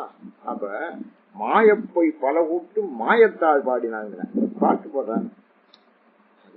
அது ஒரு விகற்பமான கருத்து வரும்படியான ஒரு சில பாட்டு பாடுறான். காணல் வரின்னு பாரு. அது பாடினோன்னு எனக்கு மனசு மாறி போகுது, இது சரியில்லை அப்படின்னு. மாயப்போய் பல கூட்டும் மாயத்தாள் பாடினாங்க. அப்போ மாயப்போய் பல கூட்டும் அவளைத்தான் விரும்பி கல்யாணம் பண்ணிக்கிட்டாங்க. கண்ணகியோட இருந்தவன் அவளை விட்டு போய் அவளை கல்யாணம் பண்ணிட்டு அவளோடைய விடுதல் அறியா விருப்பினன். விடுதல் அறியா விருப்பினன். அவளை விட்டு பிரிய முடியாத அளவுக்கு விருப்பத்தோட அவள் எப்படி அவளை விட்டு பிரிஞ்சாப்ப? அதான் மாயம். அத ஏன்னா மாயப்போய் பல கூட்டும் மாயத்தாங்க. பல பொய் சொல்ற அந்த ஜாதியை சேர்ந்தவர. அதனால மாயப்போய் பல கூட்டும் மாயத்தாங்க. மாயத்தை 2 இடத்துல சொல்ல மாட்டேன். மாயம்னாலே பொய்தான், அப்புறம் பொய்யுங்கிறேன், அப்புறம் மாயத்தாளுங்கிறேன். அவ்வளவு விருப்பம் வேலை வந்துச்சு. மாயப்போய் பல கூட்டும் மாயத்தாள் பாடினான் அப்படின்னு சொல்லுவேன். அப்ப அந்த மாயப்படைங்கிறது ஒரு சாதாரண படை இல்லை. அதனால அது ஒரு சக்தி. அதனால நீ தெரிஞ்சுக்கணும் சக்தி. அந்த சக்தியை நாம ஜெயிக்கணும்னா ஞான வாழ் ஏந்து மையர் நாதப்பறையார் ஞான ஒரு ஆளை ஏந்திங்க, நாதத்தை பறையா கொட்டுங்க. மானமா ஏறு மையர் மதிவெண்குடைகள், மதிவெண்குடை வெண்கொட்ட கூட வேணாம், அது மதிய நீங்க புத்திய உபயோகப்படுத்துங்க. ஆன நீட்டு கவசம் அடைய புகுமீன்கள், நீட்டு கவசம் திருநீட்ட கவசமா கூட்டிக்கிங்க. வானம் ஊர் கொள்வோம்னா மாயப்படை வாரம், நம்ம வானம் ஊருக்கு மேல போயிடலாம். தொண்டர்கள் தூசி செல்லி பக்தர்கள் சூழ போய் பெரிய படையை திரட்டி போனோம். மாயப்படைங்கிறது சாதாரண படையில, தொண்டர்கள் தூசி செல்லி முன்படை யாரு தொண்டர்கள், பக்தர்கள் சூழ போய் நீங்க சுத்தி போங்க, பாதுகாப்பா போங்க. அப்புறம் ஒந்திரல் யோகிகளே பேரணி ஒந்திரல், நீங்க பேரணியா போங்க யோகிகள்லாம். திந்திரல் சித்தர்களை கடைக்கோடி செல்லும், நீங்க கடையில கடைசியில நீங்க வாங்க. இந்த ஆஞ்சநேய கடலை கடக்க போறேன், ஆயமான கடல், 100 மைல் பறக்கணும், அவனுக்கு பறக்க முடியாது, ஆனா தாவணும், ஒரே தாவல தாவணும். இப்படி முன்னால் நிக்கிறேன், இந்த 2 காலை முன்னால் வச்சிருக்கேன், 2 காலை பின்னால் வச்சிருக்கேன், வாழை நீட்டி வச்சிருக்கேன், தலையை முன் நிறுத்தி வச்சிருக்கேன். அவன் படை மாதிரி போறான். இந்த கடலை எதிர்த்து பெரிய படை போதும், மொத்த படை ஒன்னா நேரமே கடலை எதிர்த்து பெரிய படை. அந்த படை யார் தெரியுமா அவனுக்கு? படை வீரர்கள். நெற்றி தான் முன்படை தூசிப்படை, நெற்றி தான் தூசிப்படை, பின்படை எது அவனுடைய வால், பக்கப்படை அது 2 கால், கால் தான் அவனுக்கு பக்கப்படை. அப்படி பக்கப்படையா வச்சுக்கிட்டு ஒரே ஜம்ப் பண்ண ஜெயிச்சுட்டேன். இதுதான் அதான் இந்த சித்தர்களை கடைக்கோடி சேர்ந்து நீங்க கடைசியா வாங்க. அண்டர் நாடு ஆழ்வோம், நாம் அண்டர் படைவோம், நம்ம அண்டர் நாட்டையே தேவலோகத்தையே நம்ம ஆழ்வோம்.